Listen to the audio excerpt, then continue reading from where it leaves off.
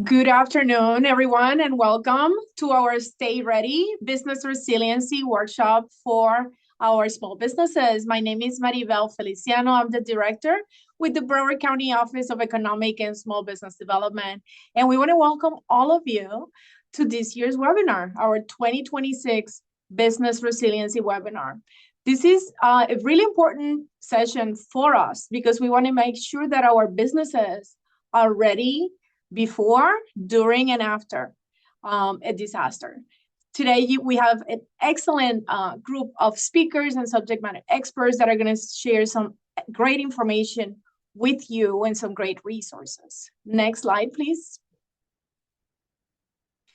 And this office is committed to supporting our Broward County small businesses and our business community at large, and our county commission has made it a commitment that our local Broward businesses have access to the resources and information they need to be successful. And for that reason, we're able to provide this program and additional programs to our Broward businesses to make sure that we're connecting you to the right information and the right resources to ensure that you're successful. And this is in support of our Broward County Commission Economic Opportunity Goal. Next. We work closely with our county administrator to ensure that the policy direction from our county commission is advanced in support of all of you, our local businesses. And we are very fortunate in Broward County to have very strong leadership that wants to ensure that local businesses have the information they need to succeed. Next. And now we're going to share with you a video. Every day in Broward County, our employees wake up committed to one mission, serving you. From keeping our buses running on time, to maintaining beautiful parks and beaches, to ensuring our libraries, cultural centers, and community programs are open to everyone. Broward County government is working behind the scenes to keep life moving. We strengthen our neighborhoods with innovative programs, hurricane readiness, and services, including housing assistance, family support, behavioral health resources, support for small businesses, and services for seniors, veterans, and people with disabilities, all designed to help our community thrive.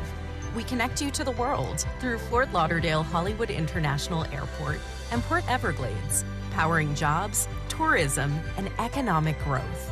We safeguard our environment and invest in a sustainable future for generations to come. Broward County Government, delivering services, supporting our community, and building a brighter tomorrow. This message was brought to you by the Broward County Board of County Commissioners. Thank you to our team. And if you saw the video, you can see that we want to make sure that you are aware of the diversity of programs and services that Broward County offers to all of you, our businesses, our residents, our community, our visitors. And if you have any questions about any of the programs that we shared as part of that video, please contact us and we'll be glad to provide assistance or refer you to the county agency that provide those services. And today you're here because we're going to be talking to you about how to get your business ready before, during, and after a natural disaster. In preparation for our hurricane season, which is starting in a few weeks, we want to make sure you have access to the information and resources to prepare now. We want to ensure that you're ready. And today, you're going to learn about you're going to hear from different agencies. You're going to hear from our Broward County Emergency Operations Center, our Resilient Broward division. You're going to hear about disaster response systems, business continuity education and planning. We're going to share with you lessons learned because those are going to be really important as you continue to, again, prepare, but then operate after a disaster. And then we're going to share with you a lot of resources that are going to make it really easy for you to prepare that plan that you need to have. And if you have a plan, to make sure that you're updating your plan, which is so important. And this ensures your safety, the safety of your employees, your customers, etc. Next. And Broward County Office of Economic and Small Business Development is responsible for the emergency operations and responses associated with businesses industry. That's ESF 18, and that's the Broward Emergency Response Team operations. There's many ESFs as part of this effort, and our office is responsible for being the lead on ESF 18. On the next slide, you'll be able to see the organizational chart for basically the Broward Emergency Response Team. This includes all the ESFs and all the different branches. And again, the ESF 18 is the one that focuses on businesses and industry. We work closely with the other ESFs to make sure that we provide the services and the information that you need. To make sure that we're being responsive. If there is a disaster, then we make sure as well that we are providing the information that you need to continue to operate, that you have access to grant opportunities that are going to come from the federal government, the state government, etc.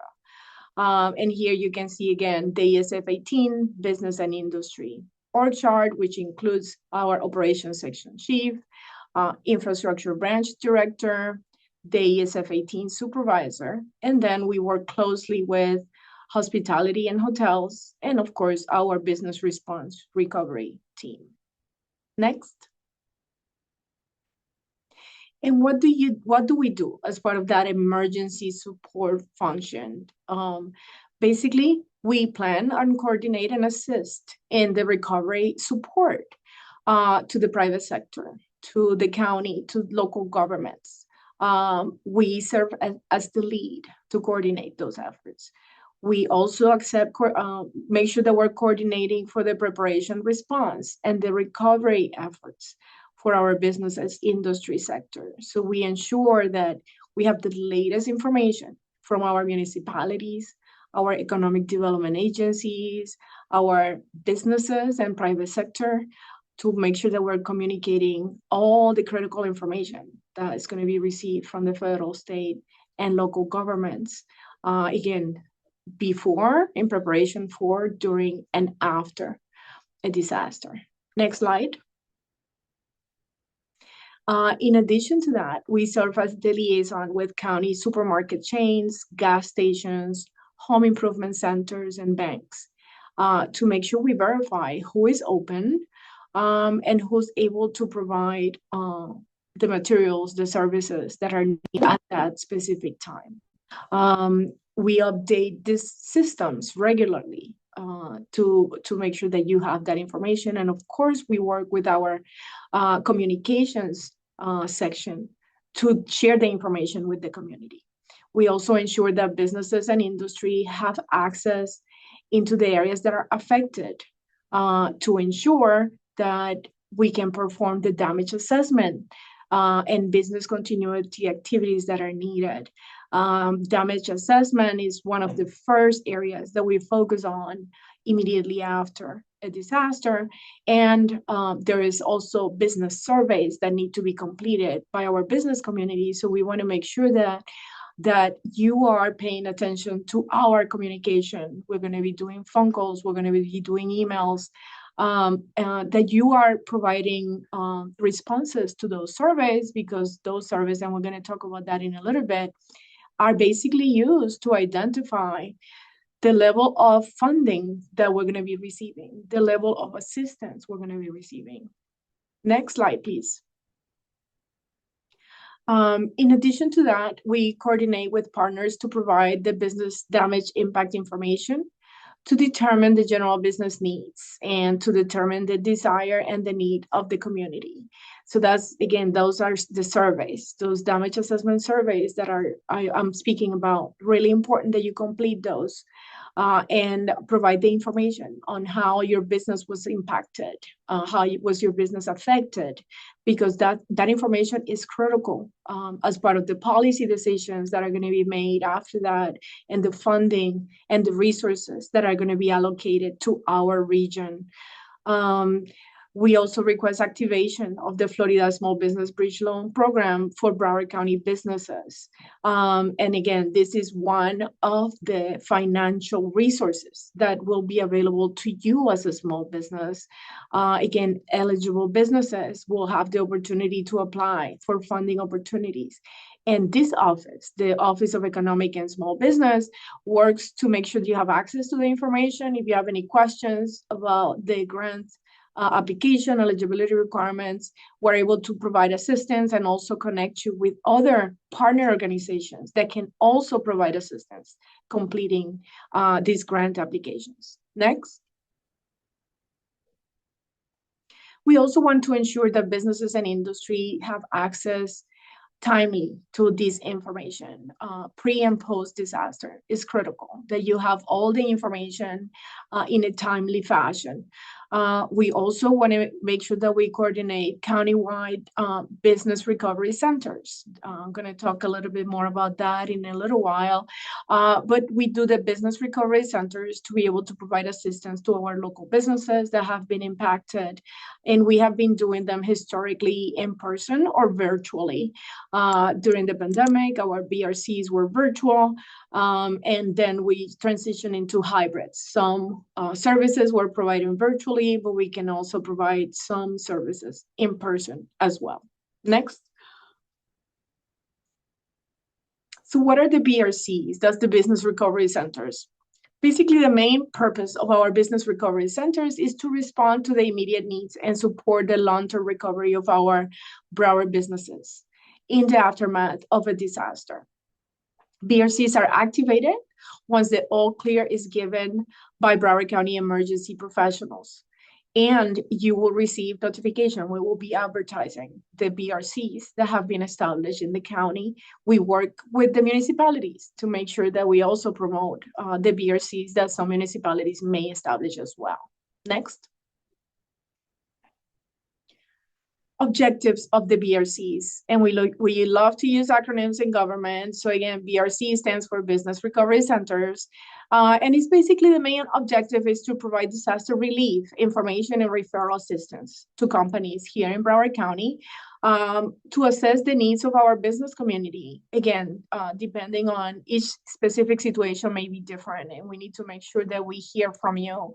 What is the type of assistance that you need? What are the challenges that you're experiencing? So then we can connect you to the relief efforts that are associated with the specific needs of our business community. To work with our municipal partners and our economic development organizations to make sure that we connect you to the resources and the services that you're going to need. We work closely with our cities, our 31 municipalities, and the Broward Municipal Services District, which is our unincorporated Broward, to make sure that we assess what are the needs of our business community. So we can then work together to provide the services, the assistance that is needed. And we also work with all our partner organizations to identify the short-term and the long-term needs. Because as we know, again, depending on the situation and the specific emergency, there may be a lot of actions that will be taken midterm and long-term to ensure that our businesses are recovering and going back to the normal, right? Making sure that you're back in business, that you address the damage, that we connect you to the resources, and that you can reopen promptly. Next. More information, as I mentioned earlier, historically during the pandemic, we did some business recovery centers virtually. At this time, we were proposing to do both. We'll have some virtual business recovery centers, but we will also have some centers where businesses can come in person to access internet and resources. And the Business Recovery Centers is a one-stop shop, basically, for you to receive technical assistance from our office as part of the application process for any federal assistance loans that may be available. Any assistance you may need with any of the state applications to complete the state business damage assessment survey. We can help you with that. We can provide the information to make sure that you're able to provide those responses to the surveys. Assistance identifying temporary office space. If your location has been completely damaged and you cannot return to your operation, we can help providing assistance finding another location where you can operate your business. Information on other financial assistance. In addition to the state and the federal funding, we connect you to other financial assistance you may be able to receive. And of course, referrals to other business assistance organizations. We are very fortunate in Broward County that we have many organizations that provide assistance to our small businesses and our business community at large. We are the BRCs, we're able to refer you to other business partners that were able to provide assistance to our businesses. Next. And this is my portion of the presentation, but if we go to the next slide, it will be, I think it is now my pleasure to introduce to you Greg Hall. He's the Assistant Director with the Broward County Office of Emergency Management. And welcome, Greg. And he has some great information that he's going to be sharing with you next. Hi, thank you, Maribel. Good afternoon, everyone. My name is Craig Hall, and I am the Assistant Director here at the Broward County Office of Emergency Management.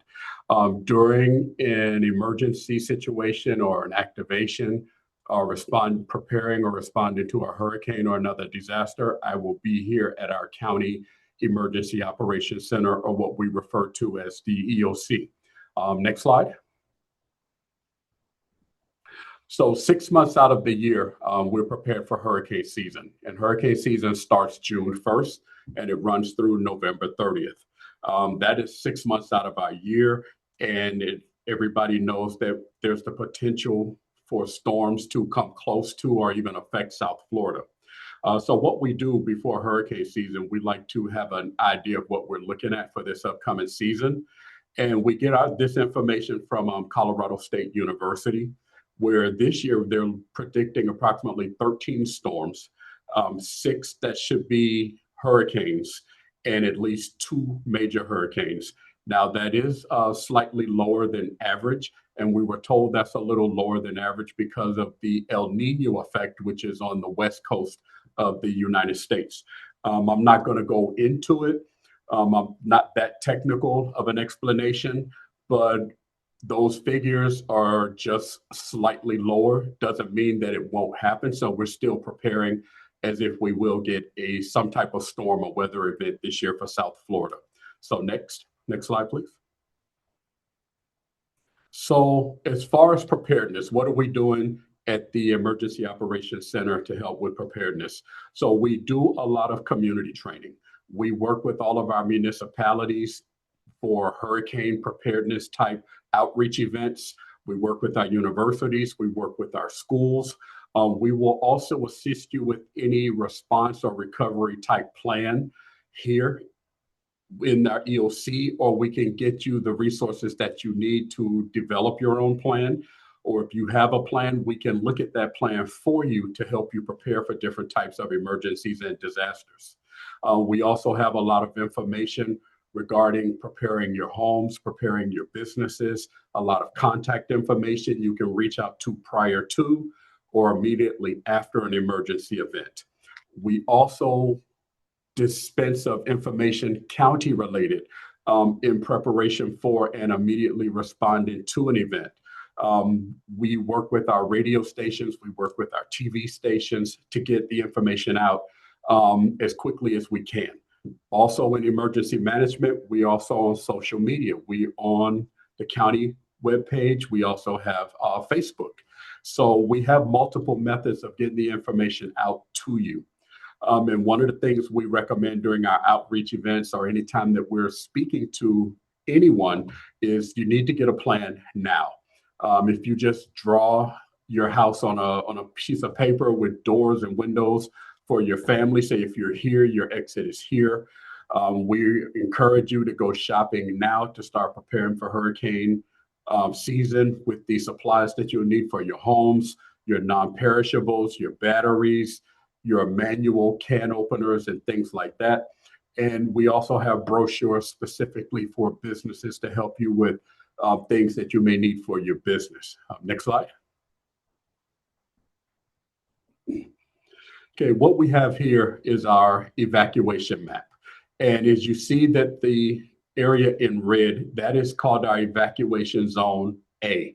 And that area are our barrier islands.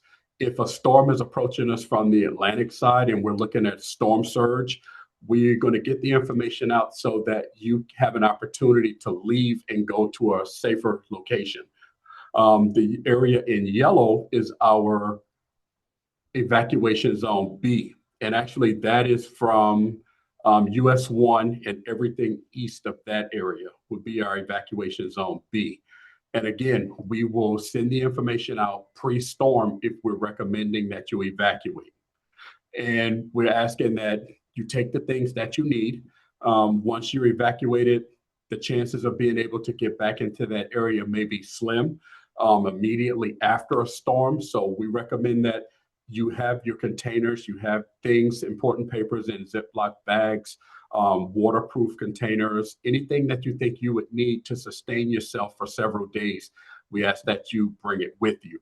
And now you're going to ask, well, what are some of the locations you can go? So we have the next slide, please. In Broward County, we do have shelters. We have general population shelters, which are open to everyone. We have pet shelters, and we have special needs shelters. Now, we have 33 general population shelters, and those shelters are within our Broward County Public Schools. These schools have been had worked on. They have extra hardening and protective measures taken so that they can withstand hurricanes, Cat 5 hurricanes.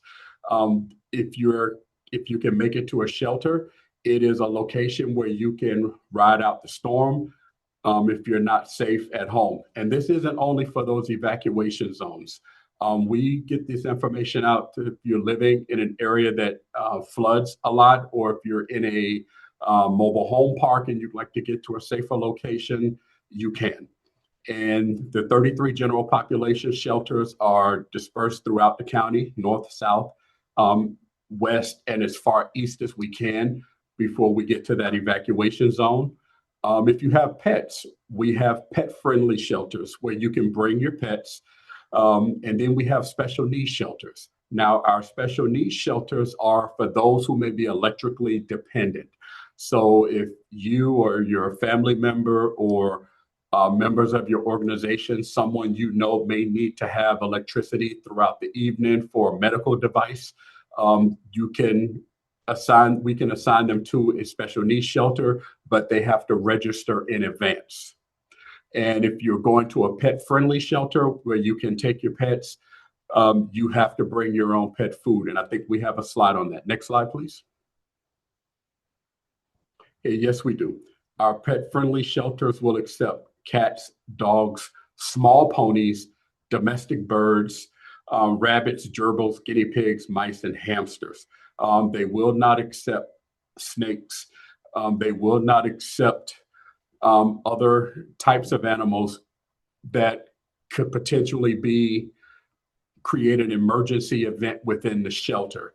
You must bring your own pet food, and the pets are in a separate area from where the owners are, but it's your responsibility to go to that area to make sure that you take care of your pet. Next slide, please. Preparedness. Once again, we're asking that now this is almost the end of April. Now's your opportunity to shop while things are still on the shelves. So what are we asking you to do? Well, I mean, we have a checklist of things that you can purchase, but just off the top of my head, make sure you have flashlights, batteries, non-perishable items, non-perishable foods, anything that you can think of that you need to maintain yourself for 3 to 5 days following a storm that does not require electricity, we're asking you to go ahead and start purchasing those things now. And also, if we don't have a storm, you can start consuming those things after hurricane season and then start replenishing for next season. So next slide, please. Okay, there are several ways, like I said earlier, to get information from the Broward County Office of Emergency Management. And one is you can sign up for Alert Broward, and our website is there, www.broward.org/emergency. You can find us on Facebook. You can find us on X. And we are constantly updating whatever information we have here. We update that information as well. We're always available if you have any questions, comments, or concerns. But our media outreach, that's how you can reach us quicker. And again, if a storm is approaching, we start populating that information as quickly as we can to get it out to the public, get it out to the county. So it goes out on the county website, goes out on our website as well. Next slide. So as far as business continuity, there are several things we look at. One is the information that you're putting out, and this is for your particular business or industry. The information you're getting out to your staff, your employees, and your customers. What are you doing to protect yourselves financially? Risk management, insurance, thinking about your customers, not just your day-to-day, but how quickly can you recover after an emergency? What are some of the redundancies that you have in place right now? What are some of your backups that you have right now? Do you have your information stored in the cloud? Where are the hard copies of your paperwork? Do you have those scanned and saved somewhere else off-site, just in case your business is affected by whatever hurricane, storm, or whatever? How quickly can you recover from that? How frequently are you testing your continuity efforts? During blue skies, everybody should at least look at their plan, look at their procedures. What do you have available? What happened if an emergency happened today type scenario in preparation for an event to come? And right now we're looking at hurricane season because that's 6 months. But this being South Florida and those no-name storms and rain events, that could happen at any time. Next slide. So again, business continuity planning. Like I just said, incidents can happen without warning. We could be in the middle of a hurricane or hurricane response and another incident could happen. So how prepared are you? We understand that some of your businesses have less room for downtime. You're dependent on those customers for your day-to-day sales. So how quickly can you recover from an incident? Again, do you have a plan? Have you looked at it? Have you had someone else look at it for you? Maybe there are things we can recommend to you. And again, you'll have our information in the presentation. You can always reach out to emergency management. Focus on your essential staff, succession, communication, resources. Again, what if you're on vacation and an emergency happens? Is the person who's filling in for you, are they prepared to take that next step or to keep things running and moving while you're away? So those are things we talk about when we talk about continuity and business continuity. Next slide. Again, there we go. We think about your employees, your customers, your workplace. Do you own? Are you leasing? What does your insurance, what does your lease document say? Your equipment, do you own? Do you lease? How quickly can you get replacement equipment in after an emergency if it's damaged? How quickly can you replace your inventory if that's damaged? So these are just several bullets to think of as we talk about continuity and preparedness. Next slide. We work closely with the Federal Emergency Management Agency, or FEMA, as you're aware of. Oftentimes we're not direct communication with FEMA initially. If an emergency occurs, our first point of contact will be the State Department of Emergency Management or the Florida Division of Emergency Management. And then in turn, they will contact FEMA.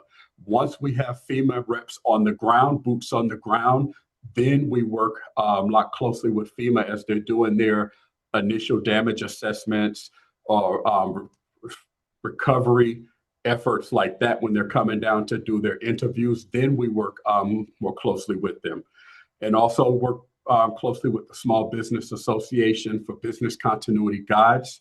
And again, you can find more information for businesses specific on the federal government website of ready.gov/business. Next slide. So, like I've said, hurricane season starts June 1st and it ends November 30th. But we don't want everybody to think that, oh, the middle of hurricane season, the peak is probably around August or September, which it is. But we have had storms, we have had rain events very early in the hurricane season. And just about 5 or 6 years ago, we went into hurricane season with active storms as late as late October and early November. So just because we're in the early part of the season, it doesn't mean to relax and take that time off. But it is time to be prepared. Go and purchase the items that you need for your homes, your businesses. Dust your plans off, look at them, make sure all the contact information is up to date. Share that with your employees, your staff, and then maybe just kind of test the system before hurricane season. Make sure your contact information is up to date. And again, you can always contact the Office of Emergency Management. We have different types of brochures and literature for you. We have a lot of checklists that you can use to make sure you have the things that you need or things for preparedness for this season. So don't hesitate to contact us, reach out. We're always here to help you. Next slide. Okay, and thank you very much. Thank you so much, Craig. And as promised, I told you that you were going to get a lot of information from our agencies. And this is one of our great partners at the Emergency Operations Centers. And they, of course, provide the lead with all the different agencies that are providing assistance before, during, and after a disaster. So you got some great information from this agency. And please know that all the agencies you're going to speak with, you're going to hear from today, we want you to type your questions on the Q&A portion of our Zoom because we want to hear from you. We want this to be an engaging conversation. We want you to write the questions because they will be here to answer any questions you may have.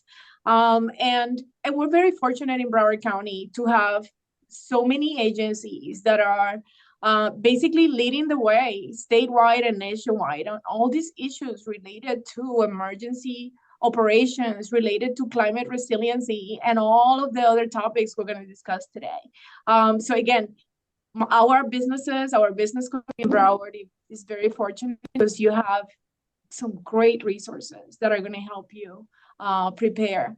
And with that, it is now my pleasure to introduce all of you to our next speaker from our Resilient Broward agency, Dr. Gregory Mount. He is the Assistant Chief Resilience Officer with the agency, and he's going to share some really interesting information related to flooding risks, and really valuable information that's going to be really important for you as a local business. So with that, I leave you with Dr. Mount. Thank you so much for the wonderful introduction. I hope what I cover today is just, things that everybody knows, and they're like, okay, I don't need to hear any more about this. But if I could leave with you one thing is prepare year-round. We do see these storms like Mr. Hall was talking about that do appear before and after hurricane season, where we're typically, more well prepared for it.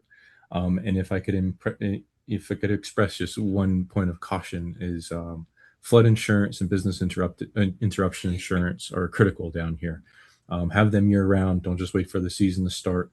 Much like airplanes, when we talk about fuel left behind on the runway after we take off as being completely worthless, a policy that's not written and not bonded is just like that too. So have everything lined up, ready to go well in advance of the storms and hopefully year round.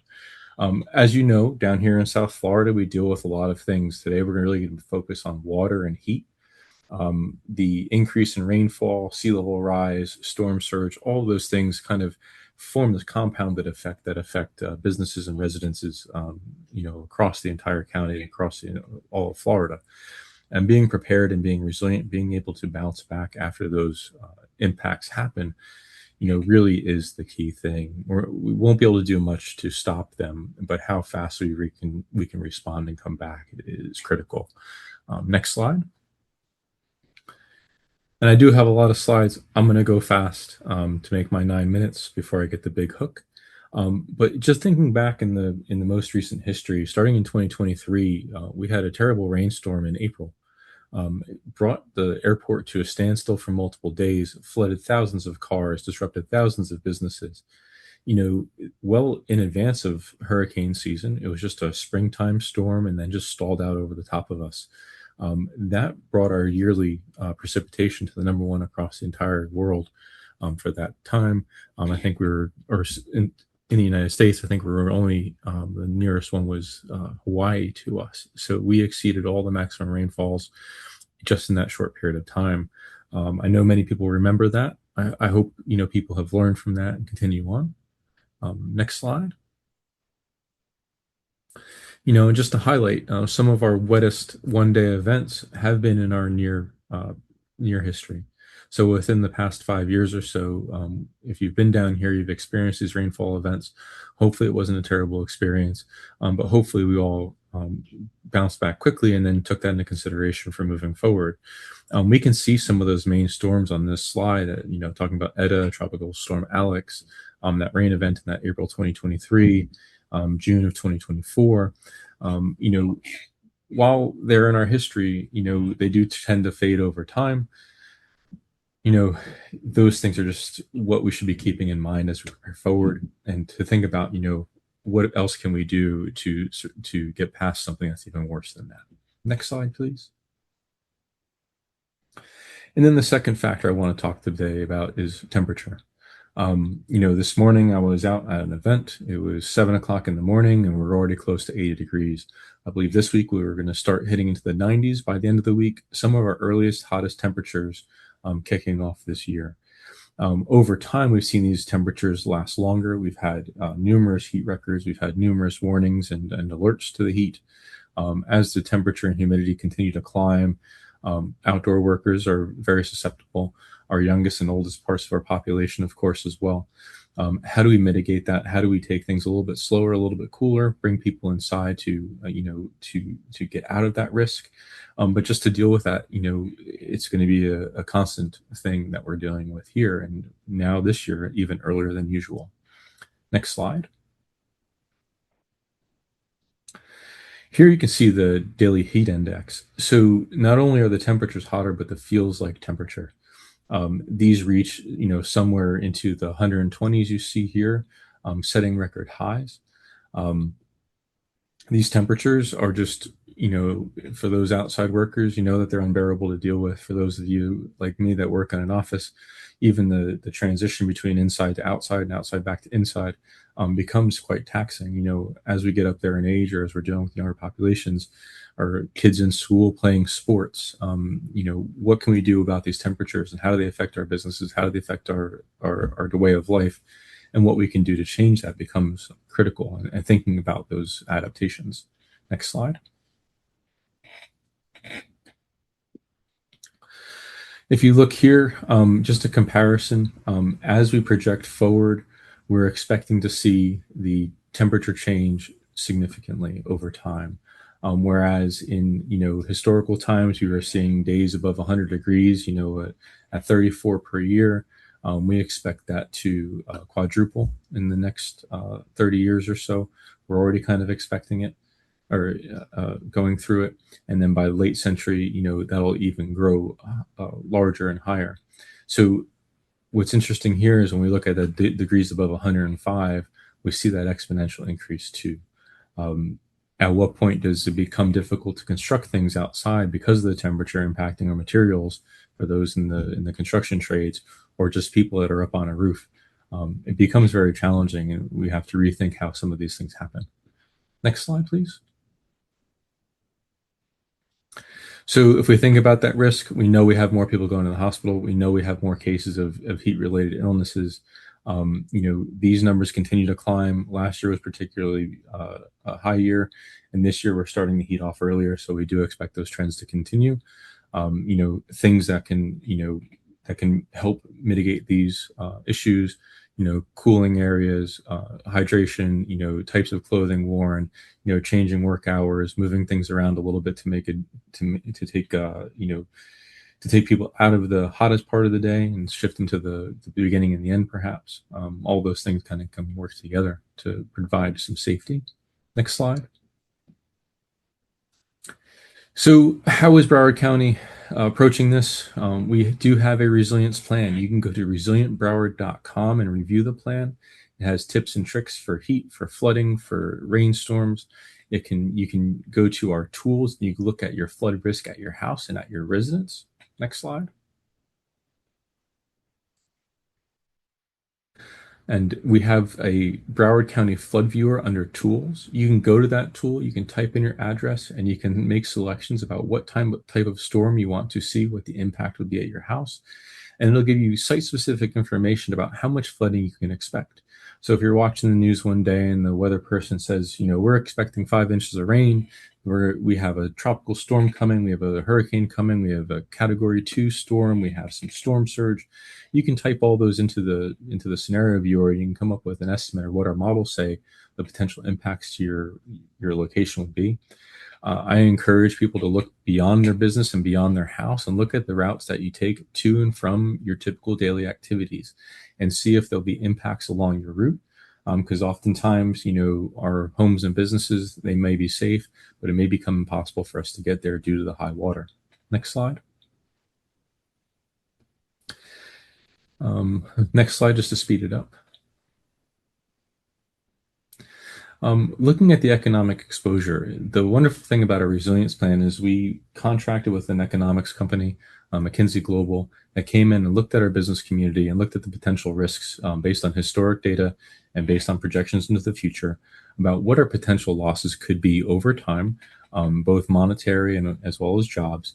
If we took into account no changes and no adaptations to what we expect in the future versus two different opportunities for adaptations and what those changes might be. Next slide, please. With the resilience plan, if it is built out and we take those adaptations and mitigations that are projected in that plan, we were able to constrain those numbers for return on investment. For avoided damages, you see that these numbers are in the billions in most cases. Looking at our property values and tax revenues as well, these are all significant impacts, that we can mitigate against, that we can provide relief for just by doing some very simple mitigation strategies. Next slide, please.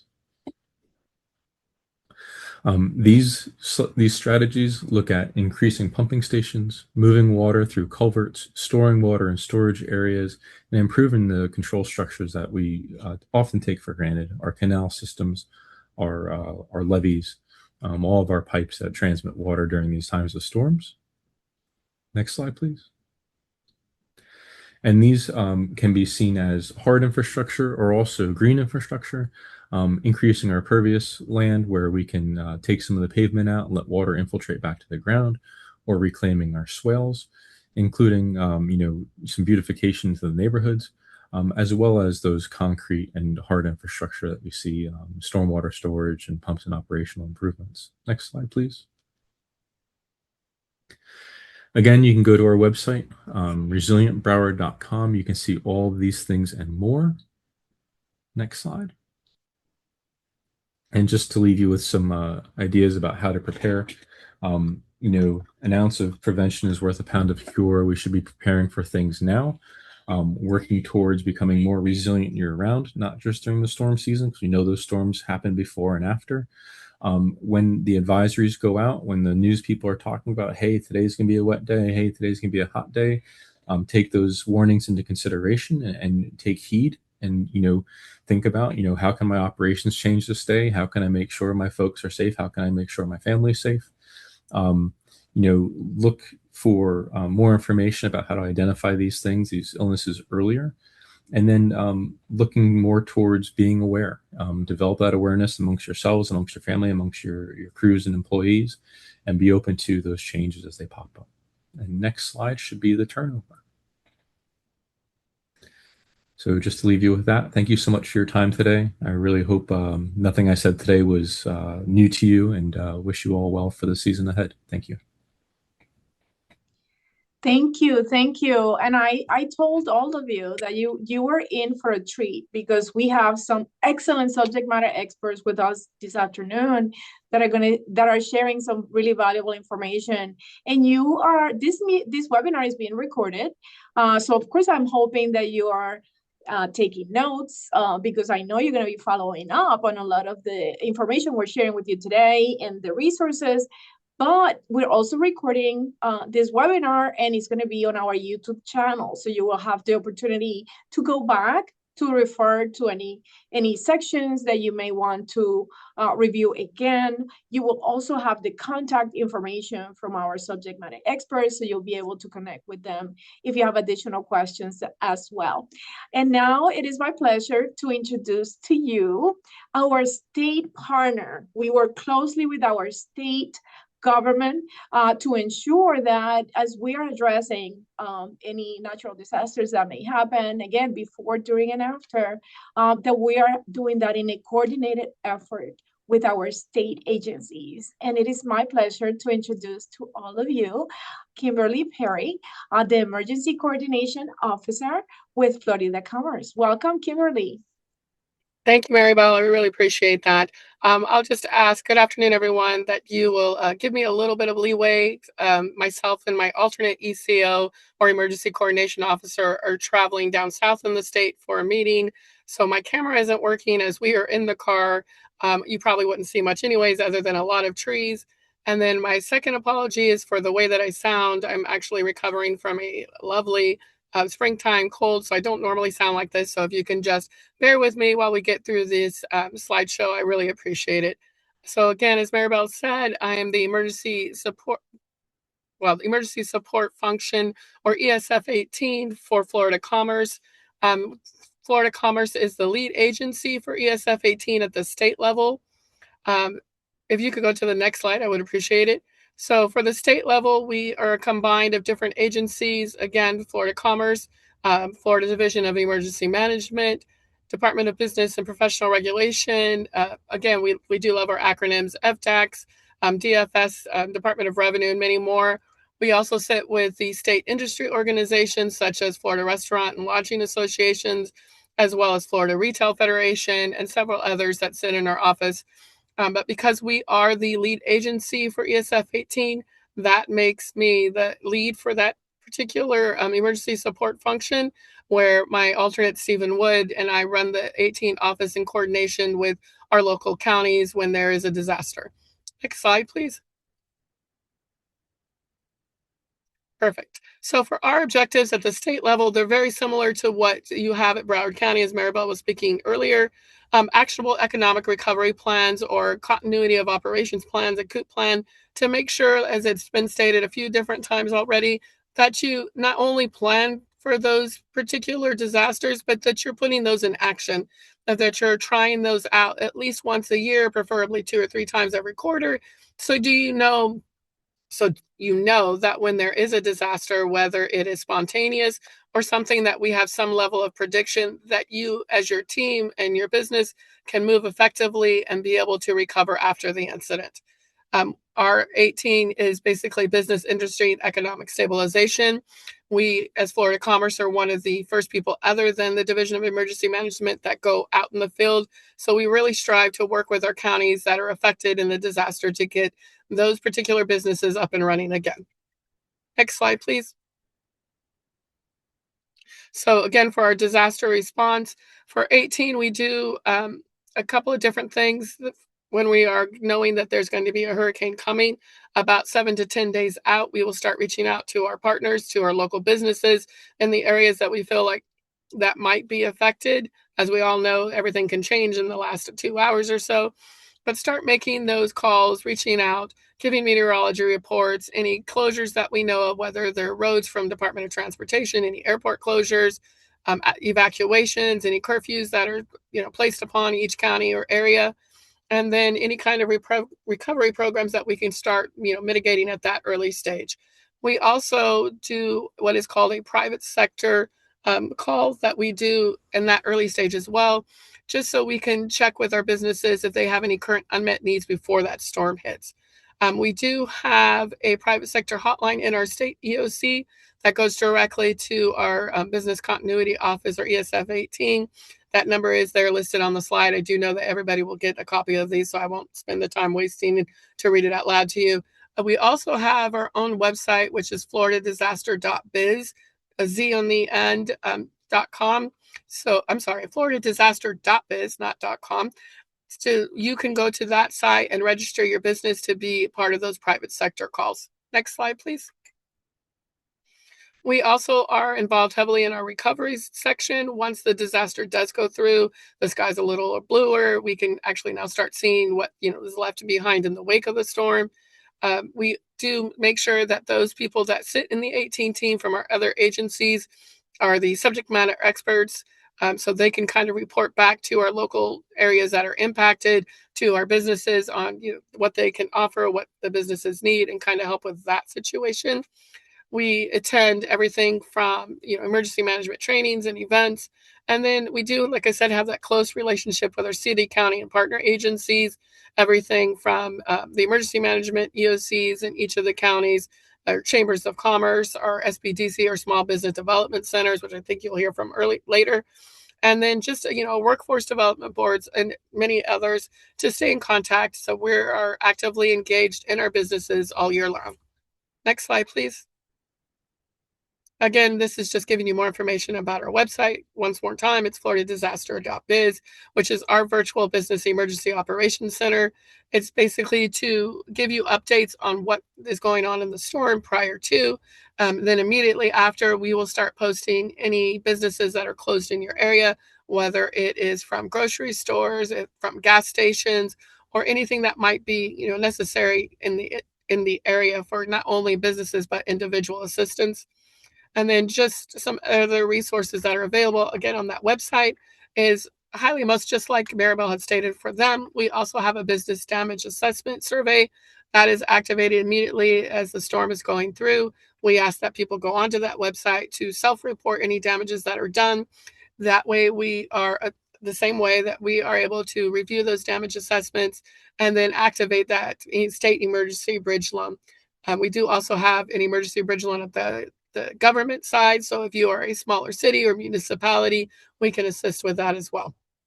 Again, the evacuations, any curfews, any road closures, state reentry procedures, those all go through ESF 18. So very similar to what the county does, just a little bit larger at the state level, but in cohesion with the county itself. Next slide, please. Then that was super quick. I apologize. I just want to make sure everybody has it, that those are our reference and our information if you need to reach out to us. And Maribel, I'll hand it back over to you. Thank you so much, Kimberly. And this cold is going around. I had it a couple of weeks ago, and now other members of the team have it here as well. I'm so sorry. Thank you so much for your time. We really appreciate it. And the fact that you're traveling and we're still able to do this, we are very appreciative of your time and sharing some really valuable information from our businesses. Because again, the information and the resources we get from the state is also key and critical to ensure that we receive the information and the assistance that is needed. And that survey we are always stressing to our businesses, it is really important that you take a few minutes to complete those surveys, because that information that you're sharing with us, with the state government, is really going to inform the resources that are going to be deployed and the loans, etc. So thank you so much, Kimberly, for being with us. And remember, I shared earlier that we have very diverse stakeholders that are part of emergency response and assistance in the county. And another really important partner for us is Florida Power and Light. They are actually with us in a case of an emergency at the Emergency Operations Center to ensure that we have the latest information related to their operations and the services that they provide. And it is now my pleasure to introduce to all of you Baldwin English with Florida Power and Light, Senior External Affairs Manager. Welcome. Thank you. Thank you very much, Maribel. And it's been a really great informative session so far. I'm grateful for the opportunity to participate. Again, Baldwin English, Senior External Affairs Manager here at Florida Power and Light in the Broward County area. Next slide, please. So as you know, Florida Power and Light, just by way of background, we serve approximately half the state. We have a little over 6 million customers currently, and you see, for those of us down here in Broward and our contiguous counties, we also serve up in the Panhandle area. We've been around for a little over 100 years, right? So we are well equipped to deal with the storms that come and go. Next slide, please. So, it's interesting. People ask, when do we start preparing for hurricanes? And, for hurricane season, and hurricane season ends in November. We literally start the next day.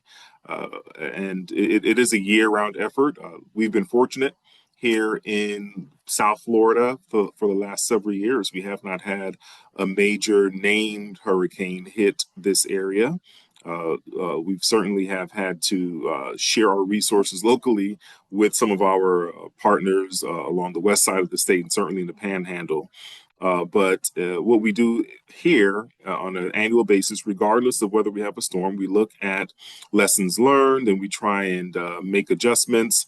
How can we incorporate more efficiencies into the process so we can be more responsive? As part of that process, we have an annual storm drill. We have our own EOC, as you've heard, each county has their own, but we have our own emergency operations center. I'm actually there right now. I'm in the middle of a training and I stepped out to do this, but we have a storm drill every year. It's happening in a couple of weeks where we spend a week simulating as if we are in an actual storm. So we're getting emails, we have our own internal meteorologists, they're providing weather reports, and we actually simulate the 96 hours leading up to a storm and the subsequent days afterwards, just to test our processes and procedures so that we can be responsive for you and get you back online as quickly as possible.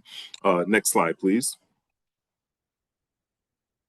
So, in order for us to provide a reliable and consistent service, we have invested really billions of dollars over the last 25 years, going on almost 30 years now, over 30 years now. If you think about Hurricane Andrew back in '92, since then we've invested a lot of money into making sure our system is as resilient as possible. So we've hardened our underground at 85% of our power lines.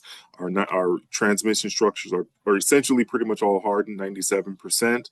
And on a regular basis, we go through clearing vegetation from our lines to ensure that they're not adversely impacting all of our lines. So we have put in a lot of made a lot of investments to ensure that we can be as reliable as possible. Next slide.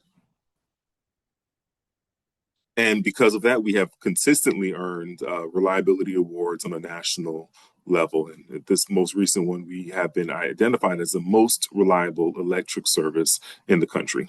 Next slide.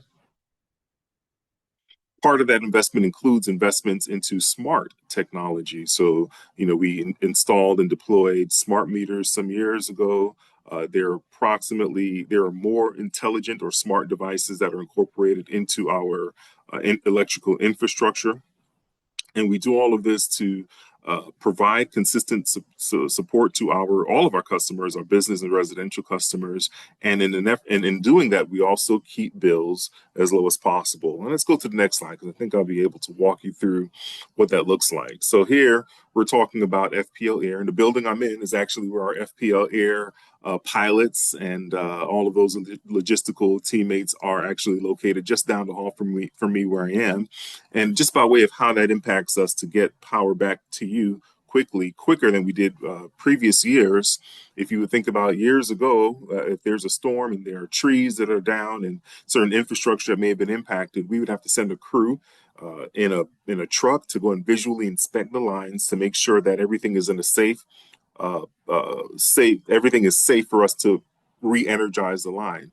Sometimes that could take hours, right? You may have a tree down and the truck can't get around the trees. You have to call in a vegetation crew, and that can take some time. Now, what probably could have taken several hours some years ago could now be accomplished in literally a few minutes with the deployment of drones that we have in our system right now. So we send a drone. The drone can use all of its technology to determine that this line is safe for us to re-energize, and that helps us get power back on in a quicker and safer manner.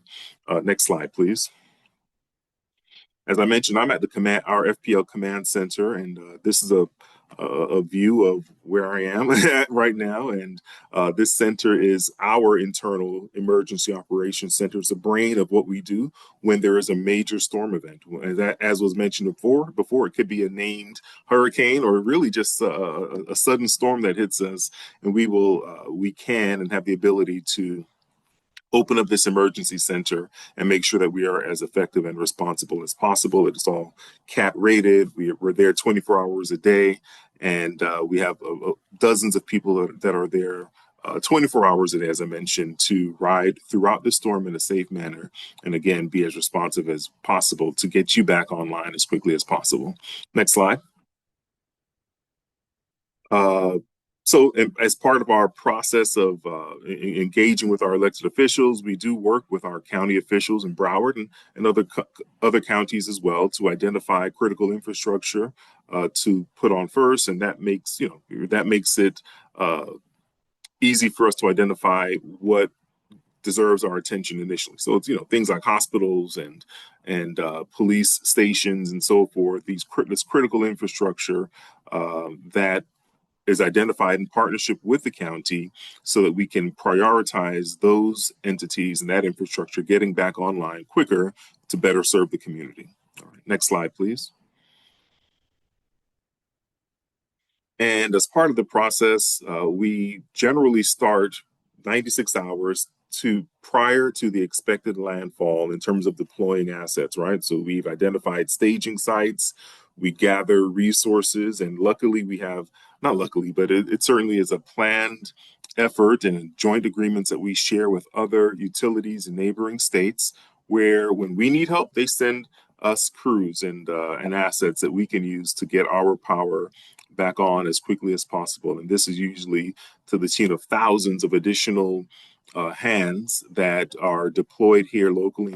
We do the same thing for them. We've deployed as far as up northeast coast and all across to the western portion of the country to help others that also may be in need when the time arises. So we assemble these teams, and we have agreements throughout the state, throughout our territory, where we can deploy staging sites and so forth to be able to react as quickly as possible after the storm passes. Next slide, please. As I mentioned here, mutual assistance, staging sites, and as part of that, we do have a mobile vehicle fleet where we have sleeper campers and so forth, where we are really as close as possible to the storm so we can react as quickly as possible. Next slide. So the question is always asked, how do we restore power? What is the process, and what do we prioritize, right? And what does that look like? So our safety is obviously always our number one priority. And what we do initially is a 3 or multi-step process, where the first thing that we do is we make an assessment as to what needs our attention, right? So we make sure that our generation facilities, as you see here on your screen to the left, the power plant. We make sure we have several power plants throughout our territory. We make sure that we're able to continue to generate power. And then we ensure that our transmission lines, the main electrical lines that come from our power plants that go into our substations, we make sure that those have not been adversely impacted. And then we check all of the substations. And then really after that, it is our critical infrastructure as we discussed before. And then our goal is to get as many people on as quickly and as safely as possible, right? So we will the more dense areas and condos and apartment buildings and so forth, and the kind of dense areas that we can just send a crew there and get a couple of hundred customers on in a few moments. We want to get as many people on in as quickly and safely a manner as possible. Next slide. And we work until everyone is back online. And that time, to get the majority of people back online, it has significantly decreased because of the amount of money and resources that we have poured into our system to make it as resilient, reliable, and as efficient as possible. Next slide. So I'll skip this slide. I think you all have heard some of the guidance in terms of how you need to prepare for a storm. And in terms of how we contact our customers, we do a lot of outreach, and I encourage everyone, every time I go somewhere, download the app. Go to your Apple or your Android phone right now and download the FPL.com app. It is a great tool and a resource, not just during a storm event, but even on a day-to-day basis for you to be engaged in how you're using energy, and maybe report to us if you see something that may be adversely impacting the line. It is a great tool, and certainly we use every resource available to us to engage with our customers on blue sky days like today, as well as during or after a major storm event. Next slide. And certainly we also engage with our customers through the web, and I know people think that, I think our infrastructure has gotten to a point where even, during or immediately after a storm, we do have a lot of internet availability. So if you were to go to fpl.com/storm, it's there to provide you some information on outages, some pre-information on storm preparation, and then how we are impacting and engaging with our customers immediately after a storm. Next slide. And similarly, we have a tool, a portal that is exclusively for the use of our governmental partners at the county level. And we make this portal available around the time a major storm event comes on the horizon. So it's not available on a day like today, but we do activate this tool during or after a storm. So we facilitate better communication with our emergency folk at the county. And as was mentioned before, someone is at the Broward Emergency Operations Center from FPL. We normally have a couple of people there that will actually ride out the storm at the EOC and that are deployed there as long as the EOC is activated. Next slide. And with that, I thank you for the time, and we look forward to navigating this next upcoming storm season with all of you. Thank you. Thank you for that information. And again, it's truly a pleasure for us to work with FPL annually before hurricane season starts, right? To make sure that we start coordinating those efforts, but also during, we have been there at the EOC with our FPL partners to make sure, again, that we're assessing the damage and sharing the information with our community, with our residents, with our businesses, the areas that are, that if there's power outages, as those get addressed, making sure that our community has the latest information. And it's truly an honor and a pleasure to work with FPL. Next slide, please. And next, I would like to introduce one of our partners here in Broward County and the best SBDC. Not only in the state, I would say nationwide. We love working with our Florida SBDC at FAU. We partner in many programs, but one of the programs that we work together is this one, right? Making sure that our businesses have the latest information related to how to prepare. So it is my pleasure to introduce to all of you Rafael Cruz. He's the executive consultant with our SBDC here at FAU. Welcome, Rafael. Hello, Maribel. Thank you for having me, and thanks to your team. They're always a pleasure to work with. Thank you all for having me follow FPL, right? I'm always happy to come to these events and participate because I learn so much from the other presenters, and it just comforts me to know that we have so many people really working hard so that we can prepare for, survive, and recover from, what is bad weather sometimes. Normally we live in paradise, but every once in a while, the weather acts up and we have to respond, right? So as you see the first slide, the SBDC, the Small Business Development Center National Network, is actually a program of the SBA, the Small Business Administration. Okay, so we just wanted you to know that, all right? And the question, next slide. Next slide, there we go. Okay, so basically the question, and this is from the business point. So if you're a business owner, I'm talking to you, right? Could your business survive a disaster? Okay. And one of the things you want to know about, a lot of people talk about plans, so we're not going to get into that in too much detail. Okay, but having even a basic plan can help you go a long way, right? If you give me the next slide.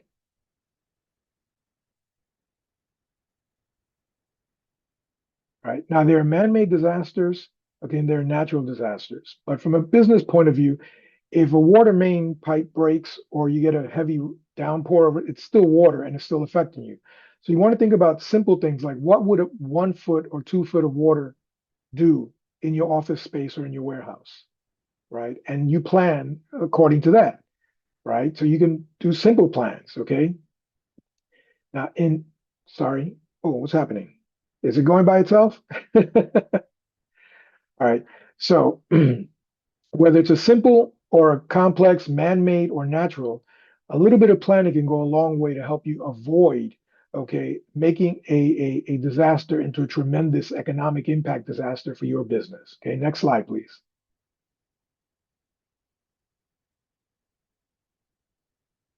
All right, now these are just some, I won't read all of this, but the interesting thing to me is you see what it says in red in the second paragraph there. It says 3,000 per day, right? So what it's saying is that disasters can cost businesses a lot of money, right? In productivity, decrease customer confidence and things like that. And something as small as $3,000 per day can put you out of business if that lasts for 2 or 3 weeks. So that's what you have to pay attention to, right? And when we've done surveys in the past, 62% of businesses don't have emergency plans. They don't even have a simple plan. And this is why this is important. Next slide, please.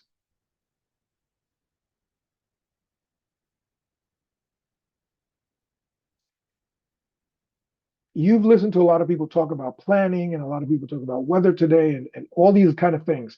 What I want to do is I want to give you a reason why you should take the time to do at least a basic plan, okay, and review some of these websites that you were exposed to today, the FPL, the county, and the state websites, right? Why should you do it? Well, having a plan becomes a competitive advantage. Imagine you going after a contract or you going after clients and you're be able to say, all right, in the event of a major storm, our company has a basic plan that we put into place so that we are able to get in touch with our customers, okay, directly after to let you know that we're still in business and to offer you any help that we might be able to provide through our services, right? So this becomes a powerful competitive advantage for you when you're making proposals, when you're making presentations, when you're going after customers, okay? So that's the business reason for doing this, right? For being prepared. Okay. Besides the fact that they're just practical reasons for it, this is the business reason. It is a competitive advantage when you have a plan and others don't. Okay. And we expect it in the future, depending on which way the weather is going, right? If it gets hotter and water gets higher and so on and so forth, that state and federal agencies and even maybe county agencies will start to say, listen, you need to have a plan for us to get into business with you, for us to contract you. So that might be an issue coming into the future. So competitive advantage is the reason that you get into this, right? Next slide.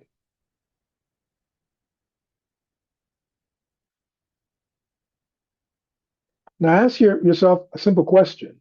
right? How long can you withstand an interruption to critical functions, right? And what are those critical functions? And who are the critical people? And then you block yourself into a 24-hour period, 24 to 48, 48 to 72, right? That's 3 days out. Can we survive for 3 days out without electricity, without our people, so on and so forth? Okay, so once you know that number, then you can backtrack, plan for it, right? Next slide, please.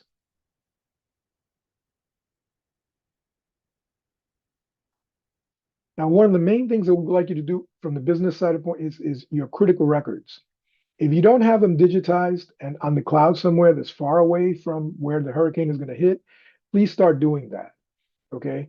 The other thing is you can back them up onto a military grade external drive that you can carry with you, right? Make sure it's waterproof, dustproof, and drop proof, okay?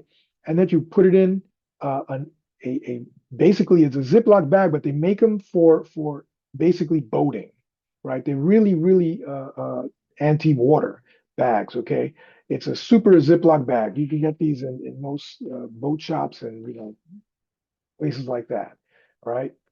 You want to have these critical records on hand because when you go, okay, to these resource centers and things like that, you can pull up your records immediately. And this will accelerate your access, all right, to any resources that are there. Because if you can't prove that you owned a business and that you have the records from last year and the year before and things like that, it becomes very difficult for you, all right, to access resources. And as you see on the bottom, a simple thing, please go back. See at the bottom, it says maintain photographic records of inventory, furnishings, fixtures, and everything else. This becomes important now. You can do this with your phone and just walk through your plant or your office with videotape and describe what you're seeing there. XYZ machine, XYZ, printer, computer, whatever it is that you have. Okay. Just keep a simple thing and then send it to yourself an email and it'll be up there in the cloud, right? Next slide.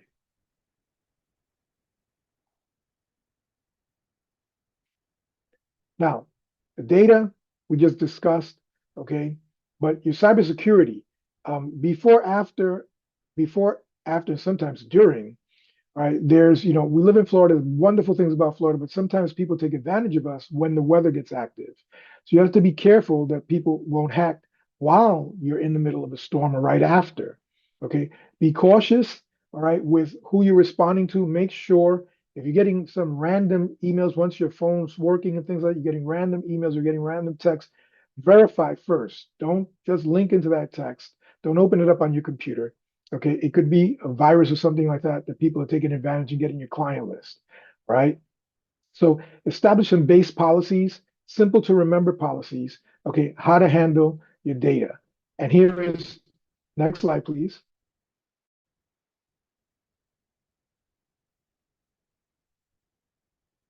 Here we go. And here's a website for you, okay? United States Computer Emergency Readiness Team website, America's Cyber Defense Agency, right? They have a lot of resources there on cybersecurity that are very, very helpful. Right, next slide, please.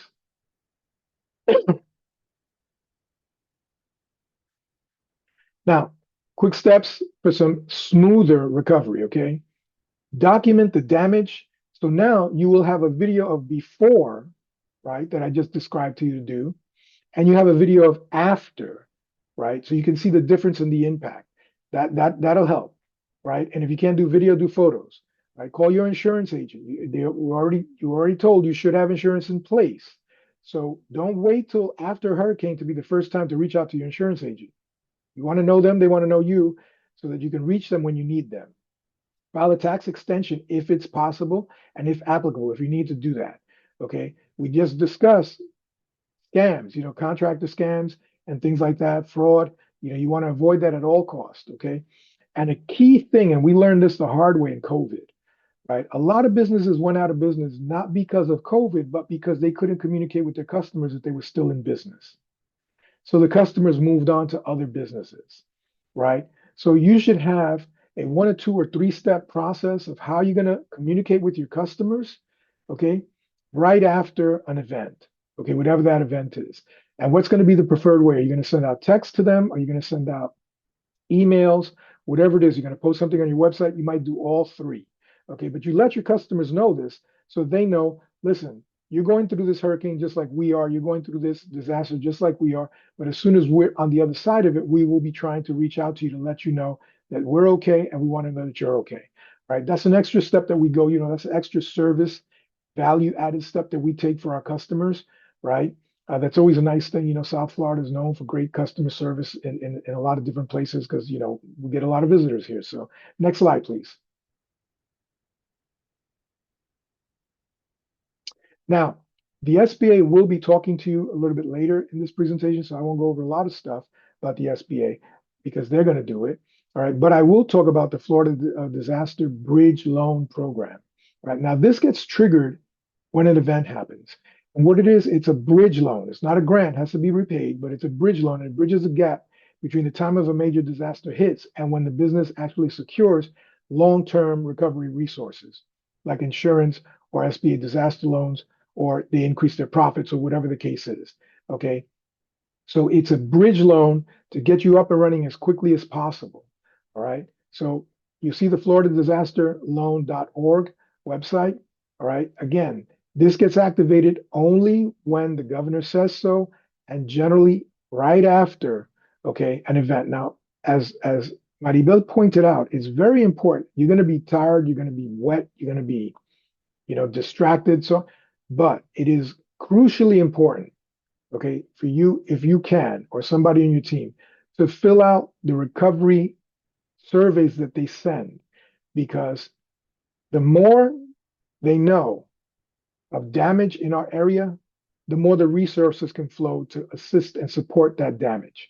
All right. And you, the business owner that is on the ground, you have access, okay, to what's really happening in your business. So you need to let the county know so they can let the state and the federal government know so we can get the right amount of funding that we need, okay, to help you through any kind of disaster that might be happening. Okay, next slide, please. Again, I'm going to talk about the SBA very briefly because we have one of our representatives from the SBA is here to make a presentation. But next slide, please. Now, SBA loans are loans. And in this case, the SBA does a direct loan, okay? The other programs are through banks. This program is a direct loan, all right? In general, you have to have good credit history, acceptable credit history, okay? And ability to repay, okay? And sometimes you have to pledge collateral, all right?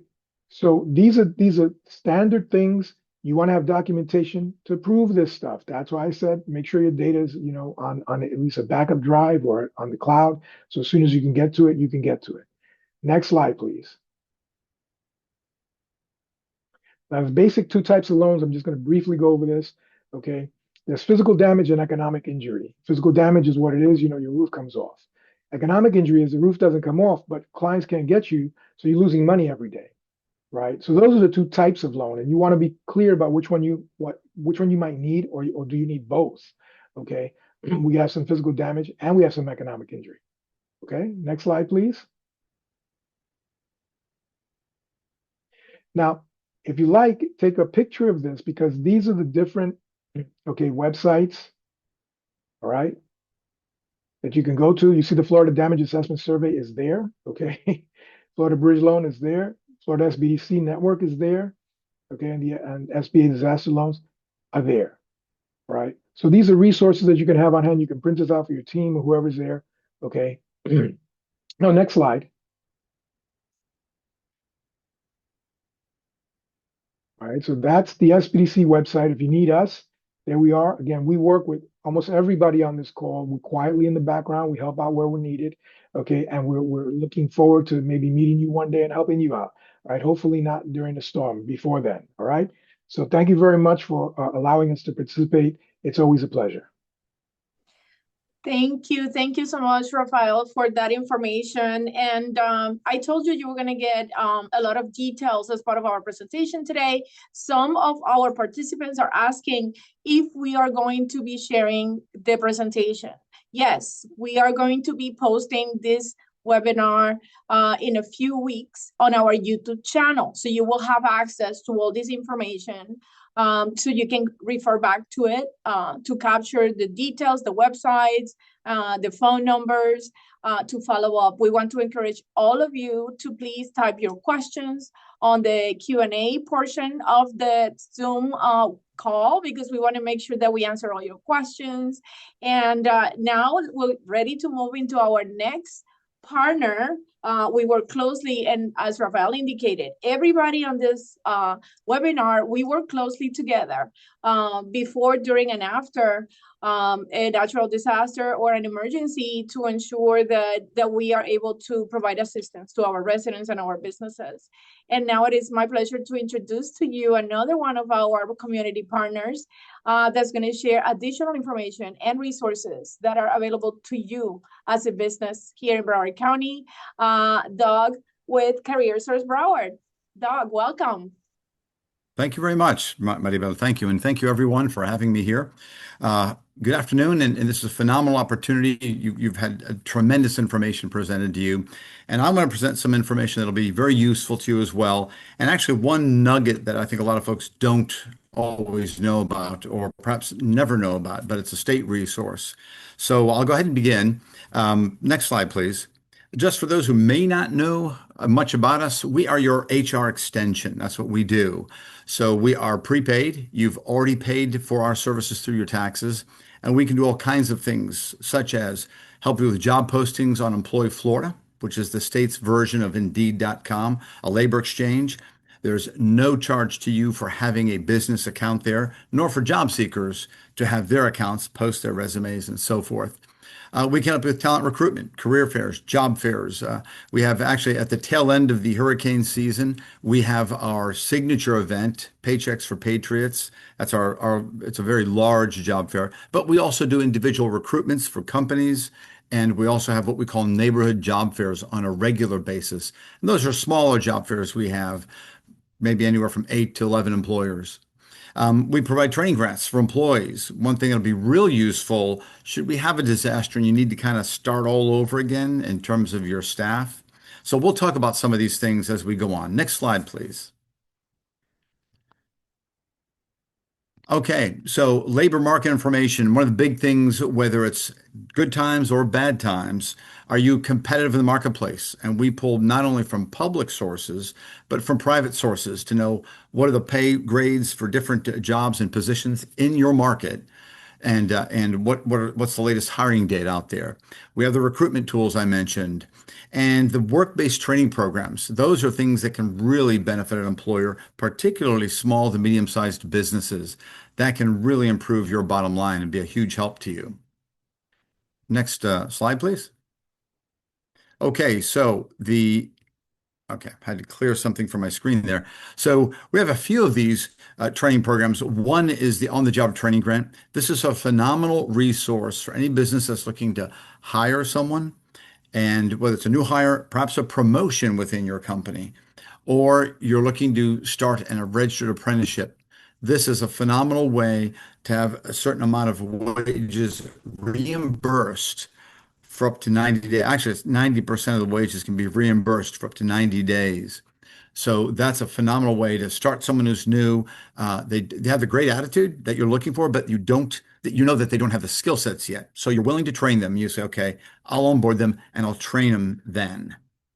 The Incumbent Worker Training Program, another training grant geared toward current existing employees that you need to upskill. And again, you want to remain competitive or even avoid a layoff. That's where the Incumbent Worker Training Grant comes in. Paid internships, a phenomenal opportunity for you as an employer to test drive, so to speak, a potentially new candidate. We pay the wage, we pay the workers' comp, and you get to try them out. From their side, it gives them an opportunity to try you out. Is this a company I want to work for or not? Is this a good business for me and my priorities? And then the Summer Youth Employment Program. So here's a quick pitch for this. We are looking for work sites for the Summer Youth Employment Program. And this is a great opportunity to present youth, 16 to 18 years of age, expose them to the work world, expose them to occupations and industries.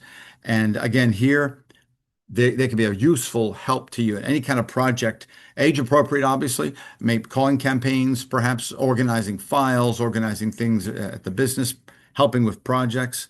So that's another way that you as a business can save money because we will pay the wage and we will pay the workers' comp for that.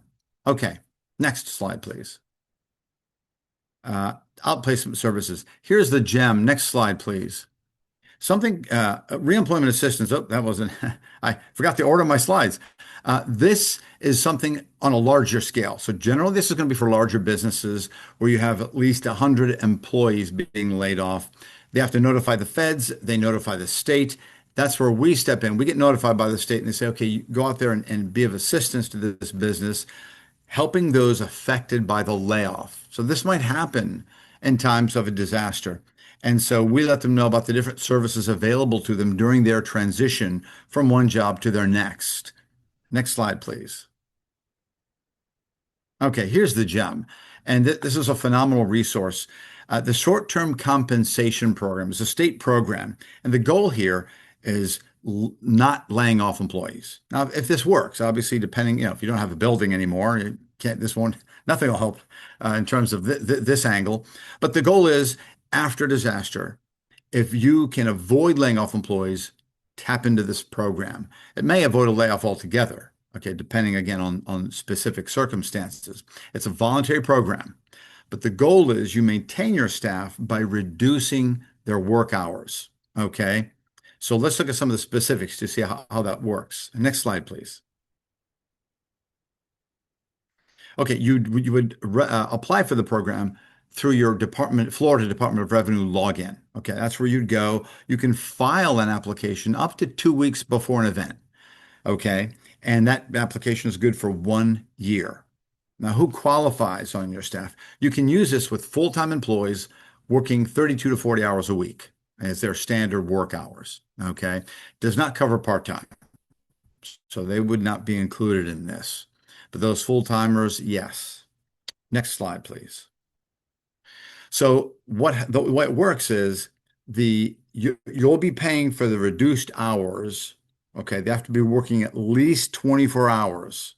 Okay, and then it has to be at least 10% of your workforce or 2 people, again, depending on the size of your business.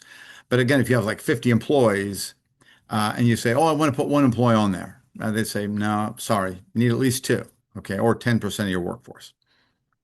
So those are some of the guidelines to actually use this, tap into this program. 24 hours minimum a week on reduced hours. That's the reduced hours you give them, and at least 10% of your workforce. And next slide, please. Okay, the employees involved will receive a partial prorated reemployment check. Now, reemployment is what we used to call unemployment. So they'll get that partial prorated. That supplements the reduced paycheck they get from you because they've gone from, let's just say, 32 to 24 hours. So your check to them goes down. But here's where the reemployment check steps in, fills the gap, fills in that difference. Okay. And so it allows you to retain the workforce during these times where things are going to slow down. And obviously, any major event is going to create an impact, some kind of slowdown. And so this can help you maintain that workforce. And one of the key things you always tend to look at the obvious, the tangible, but one of the huge benefits of something like this is the intangible. You'll remember when all the lockdowns came a few years back, a lot of companies, and I work a lot with the hospitality industry. I'll use that as an example. And of course, no people don't travel, so there's no customers, and they just laid people off. That was it, a quick of a dime. There was one property that said, we handled it differently. We helped them as much as we could. We had stuff in our pantries.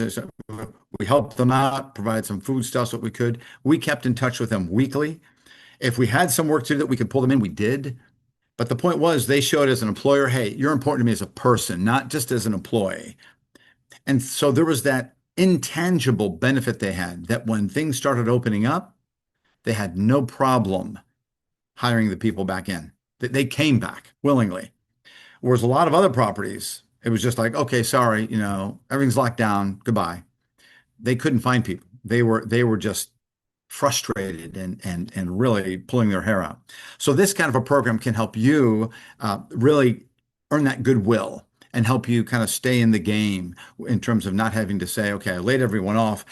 Now I can't get anybody. I need people now for my business. And you certainly don't want that to be what ends up killing you. You can't find the people anymore. So have a plan for what you're going to do with your workforce as part of what Rafael was talking about. Okay, next slide, please. When you file your application with the Department of Revenue, the individuals who will be part of that will also file an individual application. And then, of course, like you would at work, right? You monitor their work, you report the hours, so forth, just like you would for your records. And then they can either get paid via check or via, or it's probably a debit these days, or by a debit card. That's up to them. They choose how they're going to get paid. Okay, but it's a pretty simple process that way, and the payment can come quickly to them. The next slide, please. Great. Some additional outplacement services. Next slide.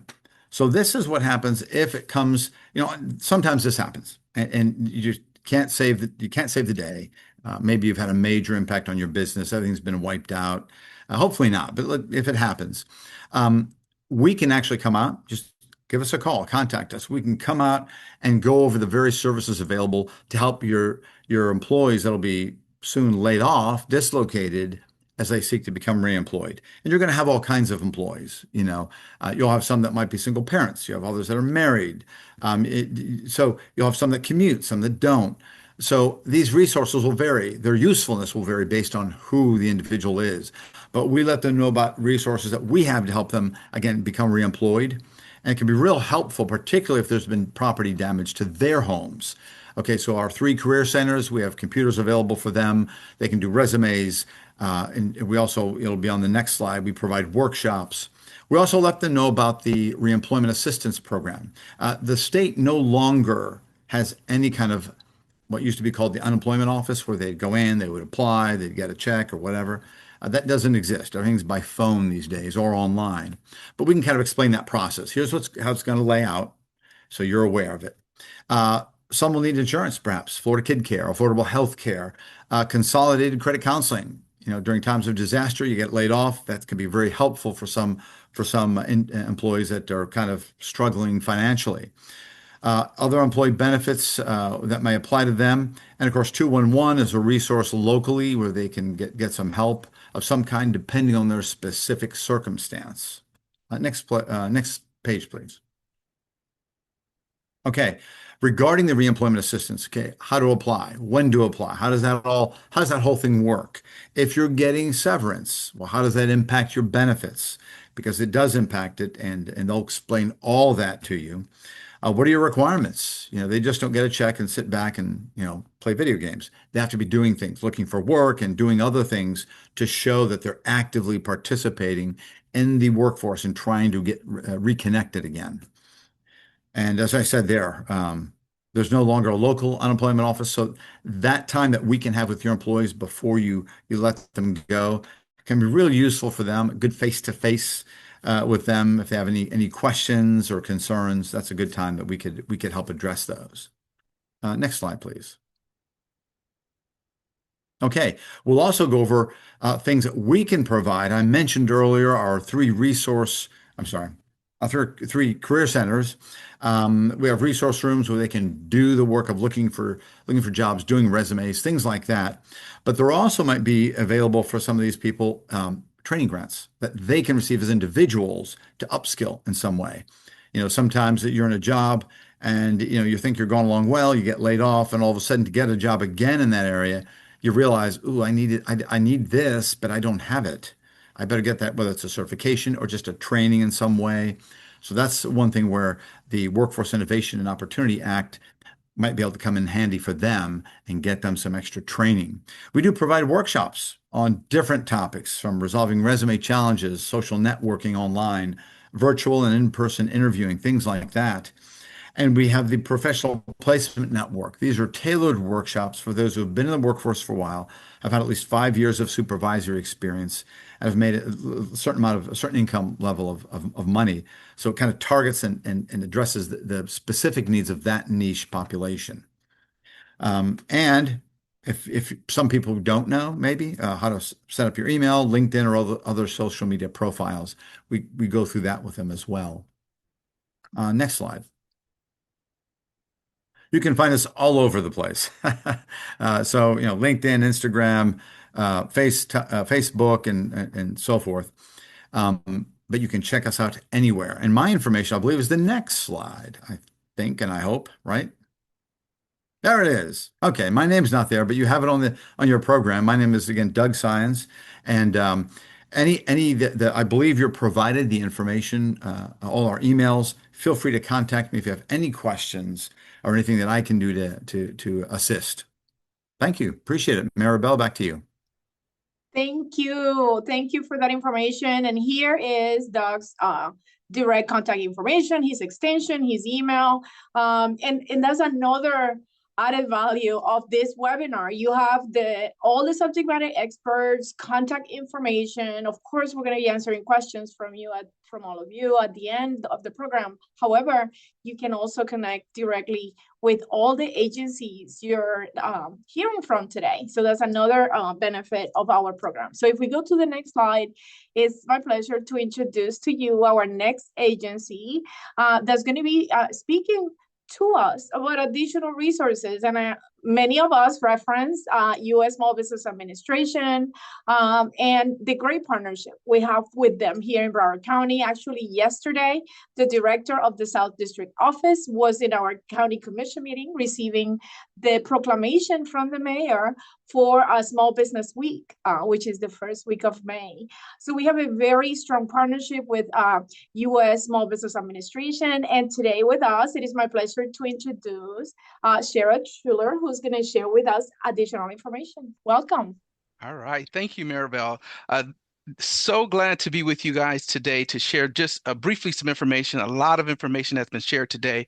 So a lot of things may repeat. And so I will kind of skip to and highlight some of the areas for the U.S. Small Business Administration that may be beneficial for you. Of course, when a disaster strikes, I just want to reemphasize that the U.S. Small Business Administration does provide assistance for businesses. But for what many of you may not realize is we also provide assistance for homeowners and renters. And so for many of you who are listening to this call, if your business is impacted as well as your home is impacted, the SBA can provide assistance for you during disaster. Next slide. As we're looking through our preparing, one of the biggest things that we realize is that we typically show up when there is a disaster, but we have been working hard to help our businesses prepare before a disaster and to help them beyond the disaster. And so one of the things that we want to emphasize, especially in this presentation, is being prepared. And again, you've heard a lot of great information about being prepared. And so we understand that that's one of the keys for our businesses. And so what we've provided what we call a business resiliency guide. And so as you can see here, and when you get this this presentation, you're able to go to this website and download our SBA Business Resiliency Guide. And it breaks down different activities and processes for planning for recovery from a disaster or preparing for a disaster as well in advance. So just want to make sure that you understand that resource is available to you. Next slide. And part of the things that will be discussed in that business resiliency guide, which when you get your hands on it, they have different sections here, and I won't go through each section, but it just gives you an idea to understand how to prepare for a disaster for your business. And we have these different sections that are sectioned off, things to consider, things to be aware of, a checklist, more like a roadmap to help you prepare, as well as a roadmap to help you recover should a disaster occur. Next slide. On this slide here is our business preparedness resources. Of course, we partner with a lot of different federal agencies and gather a lot of information for our businesses to, of course, make them more resilient. Here on this slide, you'll have access to it, but we have a lot of, which there's a lot of free resources that are made available to you to help you prepare in case of a disaster, along with our business resiliency guide. The key is, we want to prepare you by making sure you have a plan, and it's been discussed earlier today. So we want to make sure that you have that information available to help you walk you through that process. Next slide. Why this is important to us, and it's been discussed earlier from some of our partners here on the call. Businesses is like the lifeline for most of our communities. We know not only when homeowners and renters are impacted, but when business is impacted, it goes beyond just their business. Obviously, we've talked about employment, their employees that they support. They're a lifeline in the community. There's so much that happens, and what we've realized is that 40% of businesses that get impacted by a disaster, 40% of them never reopen. And so that's a statistic that we want to improve as a small business administration. We want to make sure that businesses are well prepared and we can get them back standing so that they can be the vibrant resource for their community. Next slide.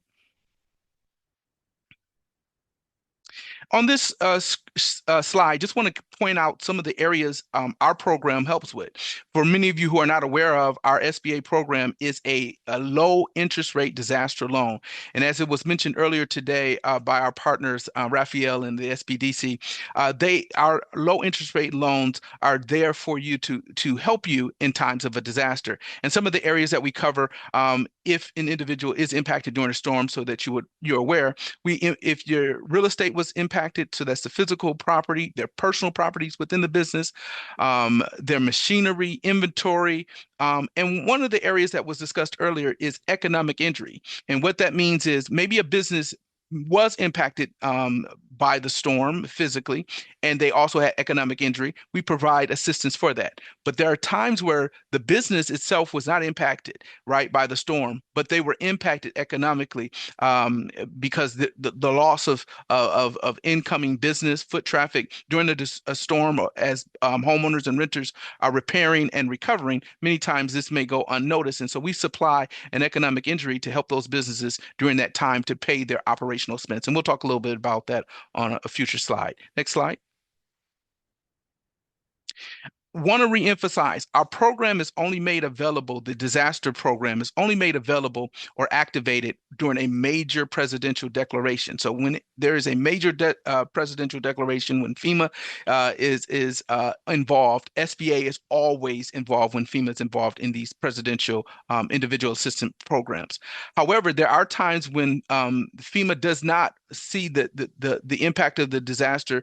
Maybe it may not be as significant, but we have discovered that there has been a certain number of businesses that have been impacted during a disaster. So then in some cases, the SBA will provide an SBA only agency disaster loan that the state can request that can help businesses. We provide the same program, but these are the only two times that SBA will provide our disaster loan program. So it's not a program that is just always available at any time. It's only available during these times. Next slide.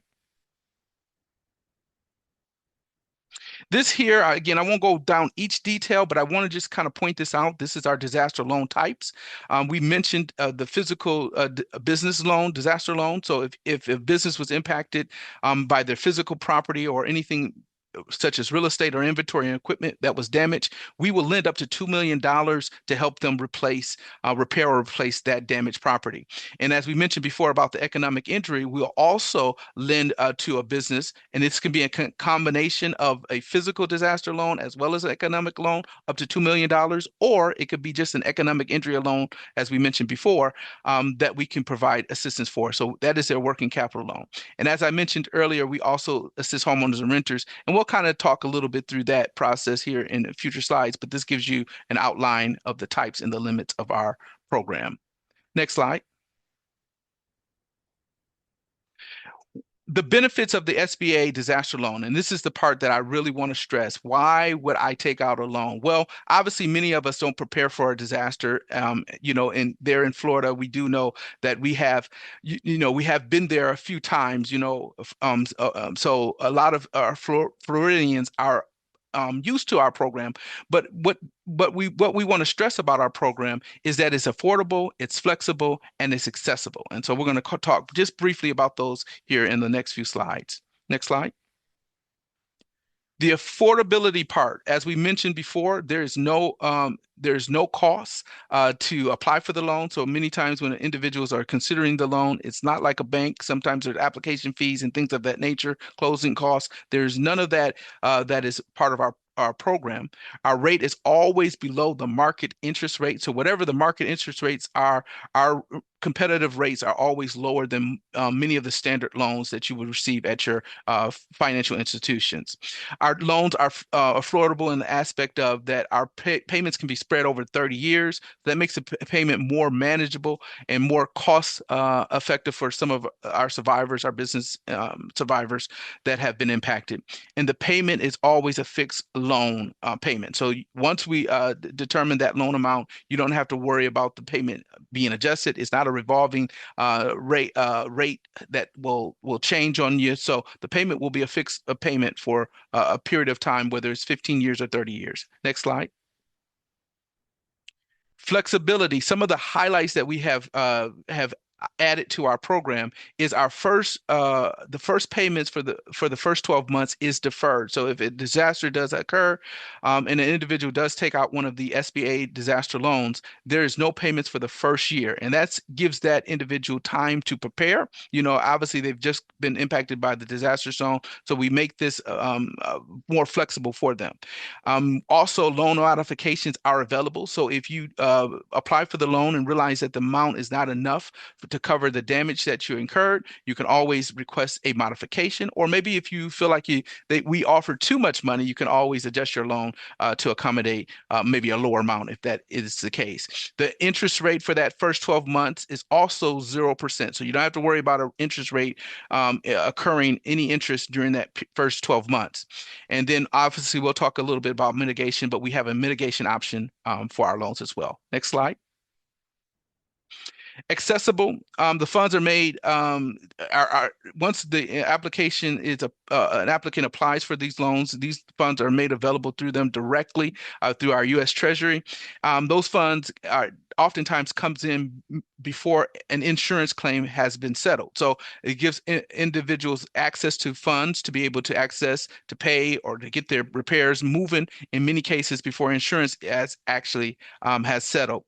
There's no collateral requirement for anything under 50,000. So that's a very accessible thing for a lot of our applicants, as well as there's no obligation to take the loan. So in many cases, individuals may apply for the loan because they are considering to repair some damage. Maybe they get a grant, maybe they've received insurance, and so they realize they don't need the loan. There's no obligation to take the loan out.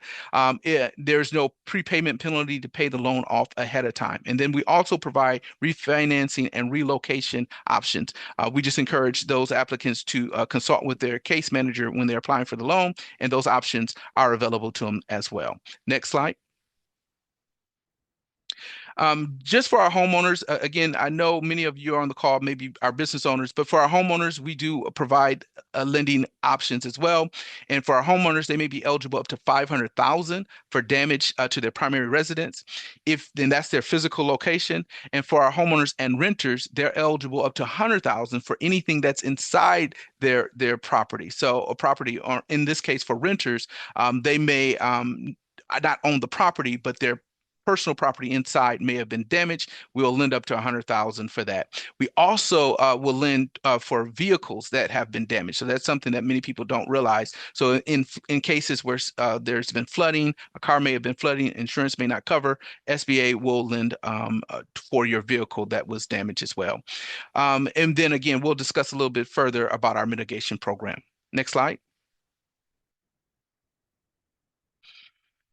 Again, this screen, you'll be able to see these are some of the things that we do replace for damage for our businesses. Again, it's up to $2 million. But again, once you apply for the loan, there may be things that we may not have listed here, but when you're talking through with your case manager, there may be some areas that we can cover for your damage or your replacement costs. Next slide. The economic injury loan, we talked a little bit about that, but we just want to point out that this is again, you don't have to have physical damage to apply for this loan. It can strictly be because the business has been impacted financially during this period of time. However, it's important to note that these loans do not replace lost revenue. So our goal is not to replace the revenue that you would have received or lost profits, but it's used for operating expenses. So whatever operating expenses that may have occurred during that time, you can use this, what we call working capital loan, to assist. And again, up to 30 years, and the rates are very low and not to exceed, in this case, 4%. Next slide. Our mitigation program, for any of our applicants that apply for an SBA loan, they can increase their loan by 20% to take care of or potentially increase their loan to make improvements to their property to mitigate losses, future damage for disasters, natural disasters. And so we'll go through a few of those items here on the next few slides. Next slide. If an individual does decide to mitigate or increase their loan to mitigate, as you can see here, just an example here, we won't go through the details of it, but by increasing their loan amount by a little bit, their payments may just go up just a little bit, but they're able to, again, improve their or protect themselves from future damage, in some cases with certain repairs. Next slide. These are examples of mitigation projects. And so if you see them, if you, again, this will be a part of your packet that you receive, so you can go through them and see if that applies in the area that you live. Of course, here in Florida, there may be specific areas, you know, like storm windows, things of that nature, that may be prone to more the things that may happen in Florida compared to other parts of the country that we do provide loans for. Next slide. And again, we just want to reemphasize that our program is designed to help our businesses survive. Our goal is to help them with their with their employment, replace loss due to revenue during a storm, and everything is listed here. So I just want to emphasize that SBA Disaster Lending Program is here to help our businesses during disasters. Next slide. And then these are our partners. Again, this is in your packet. Next slide. And we have our contact information if you do want to reach out to us. The information is listed there for our public affairs specialists as well as our recovery coordinators. And at this time, I believe that concludes my presentation. Thank you, Maribel. Thank you, Sherrod, for sharing all that really important information. And is, as Rafael indicated, there's we're all learning a lot today of all the incredible resources that we have for our business community. And you have the contact information for all the subject matter experts that are here with you today. And last but not least, we can go to the next slide. This is a really interesting one. You're going to see some amazing information about you know, some great data related to our weather forecast, projections, and a lot more. And you're in for a treat, definitely. So everybody that's with us, we want you to meet Steve Klein. He's the Florida Independent Insurance Agents. And now we'll go over those presentations. Steve? All right, thank you so much. Everybody's kind of talked about today, you got to be prepared. Everyone's referenced that you need a plan, and everybody must have a plan. And part of the plan is insurance, and knowing your exposure, knowing your risk tolerance, knowing what will happen when the storm comes. I'm going to talk about the type of insurance you might need and how they work. So next slide. So why is it important to have insurance? You know, it helps cover the cost if you were to have a property damage or liability claim. Without insurance, a business owner might have to pay out of pocket for damages, and they might not have the funds to be able to do that. Insurance helps reduce the risk of having to dip into their savings and possibly go out of business because they don't have the funds. Having insurance allows you to transfer the risk from the business owner to the insurance company for these financial losses. The insurance company obviously has the money to be able to pay, and the business owner is going to pay a smaller premium today than they are on the day of the claim. Next slide. So the types of insurance policies that businesses need to know about is property insurance. This could be whether you own the building or don't own the building. It will be your business personal property, so your computers, your desks, your everything that's inside your coffee machine, all that kind of stuff that you would need to have coverage for. So you're going to have to determine a value. Usually your insurance agent can help you do that, but you're going to have to determine a value of the replacement cost of the building and what it would also cost to replace all your equipment with new equipment in case of a fire or a hurricane or any other natural disaster that might happen.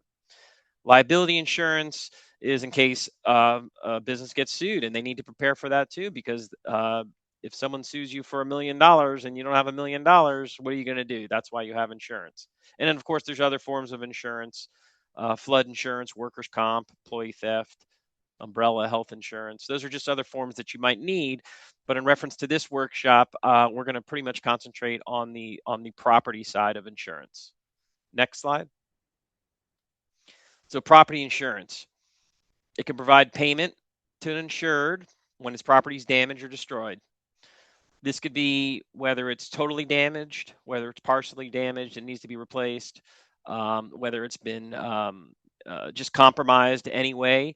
Roof blows off of a building and rain comes in and damages your equipment, or a flood disaster happens and you have rising water from outside and it seeps into the building and it damages any of your equipment or your actual structure, the four walls and the roof that get damaged. Next slide.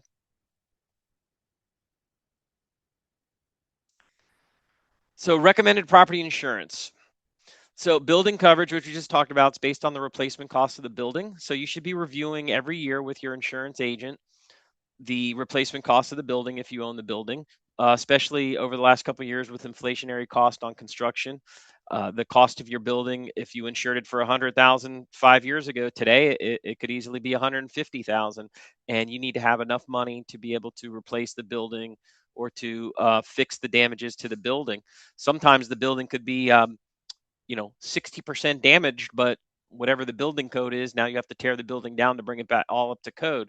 So you need to make sure that you insure to the actual replacement cost of the building today. You should review that every year with your agent. Business personal property, this is the same thing. Know the values that you have. If you've just updated all your tech equipment, if you've just bought new, desk or furniture, if anything that you have that's inside the building. I like to describe it as if you took your building and turned it upside down and shook it, whatever falls out, that's your contents. So you need to know your inventory. Earlier, one of the speakers talked about making sure that you have photographs and videos of what you have.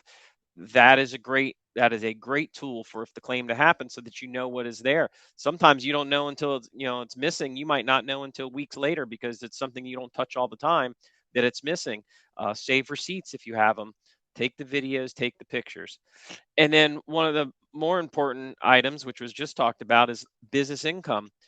Know the coverage that you need for business income. If you're going to be out of business for a week or 2 or 5 days, whatever the amount is, you need to know there's a formula that you need to know that I have ongoing expenses because your rent's not going to stop. Your cost of subscriptions to software, your computers, all those things, all those services that you have all the time don't stop, plus your payroll to your employees. So you need to know your business income numbers. You need to know how long can you go with or without this coverage, or with or without paying your employees, because there's deductibles that are involved, and it's a time frame on business income. So if you can withstand, you should have a reserve, and if you can withstand the first 72 hours after a storm of these expenses, you have that, and then you buy the insurance for the limits of beyond that, which is real important to know what that limit is and use the formula that your agent's going to give you. A lot of policies give you some limits, and they limit it to only a month or 2 or 4. Some give you a set limit that limits you to 12 months. So you have to know, what's the worst case scenario, and then what's, what you can sustain that makes it affordable for you to purchase that type of insurance also. Next slide. The deductible is something that you need to be aware of because this is really important financially to any business owner. So the deductible is the amount that you pay, that the business owner pays out of their pocket before the policyholder, before the insurance company will pay any money to the policyholder. So as an example, if you have a $100,000 claim, but you have a $5,000 deductible and you've hit that $100,000, they're going to pay you $95,000. The first $5,000 is up to you. So make sure that you have deductibles in reserve. Know the deductibles that are on your policy. Review with your agent. You should review it every year. What limits deductibles, because you can have anywhere from $500 to $10,000. You can have a percentage deductible for a hurricane or a windstorm versus a set dollar deductible when it's not a named storm. Deductibles are really important to have that number in reserve so that when the claim comes, you have that money right away to be able to pay. An adjuster is going to come in and they're going to adjust the claim, make the determination of the dollars. You're going to go hire a contractor to do the work, and the contractor is going to be like, well, I need $100,000 and you only have $90,000 paid. Make sure you have the other $10,000, which is your deductible. Next slide. So how the claim works. So we have a storm or a flood or whatever the event is. The event occurs causing damage to your property. You're going to then go to your property to see what the damage is. At that point, after documenting anything or actually mitigating to try to save what you can, you're going to make the claim to the insurance company. The insurance company on a catastrophe is going to probably be bringing in adjusters from around the country because they can't handle the catastrophe. They can handle the normal everyday claims where they have 1, 2, 10 in a month, but when they have thousands on one day, there are some issues. So you want to make sure to get your claim in as soon as possible so that you can get that clock ticking, so that you can get that adjuster assigned from the carrier so that they can come and meet with you. The claim, so the business makes the claim to the insurance company. The insurance company assigns an adjuster to review, number one, if it's covered. That's number one. And number two, then what the damages are and what the value of it is.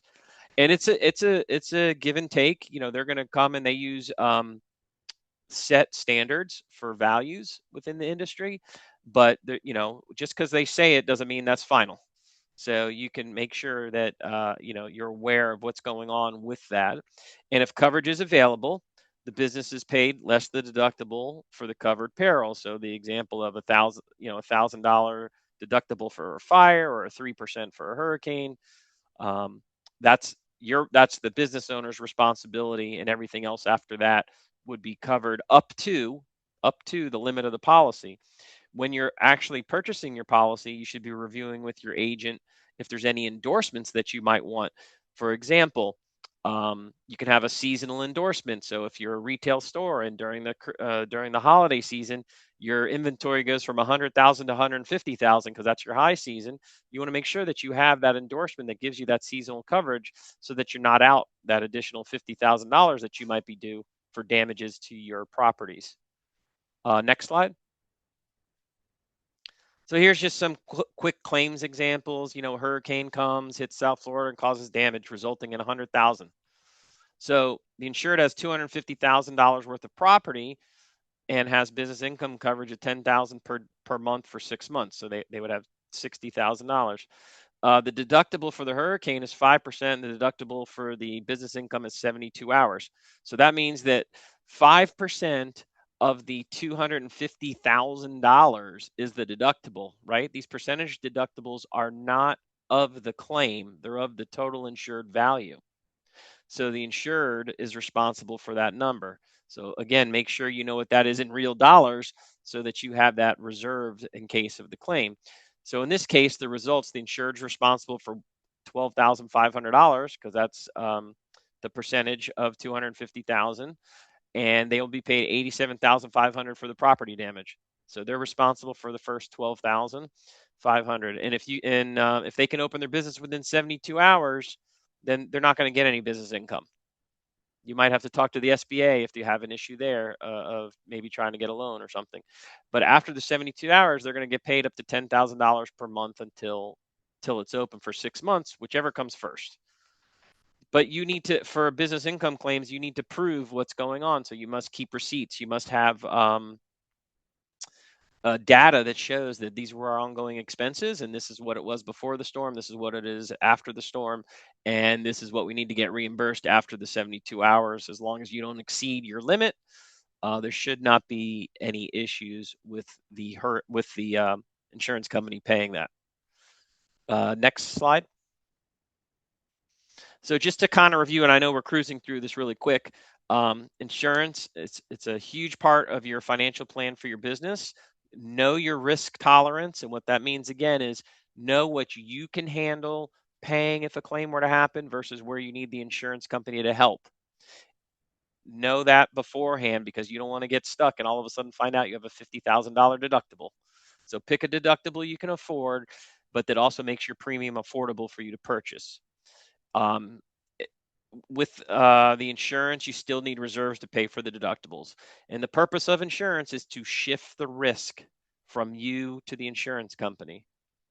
Okay, so all you're doing is saying, I can handle the first 20,000, 50,000, 10,000, whatever it is.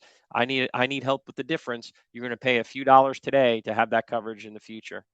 And then there's several types of insurance that you need to be aware of. And each business has their own exposures.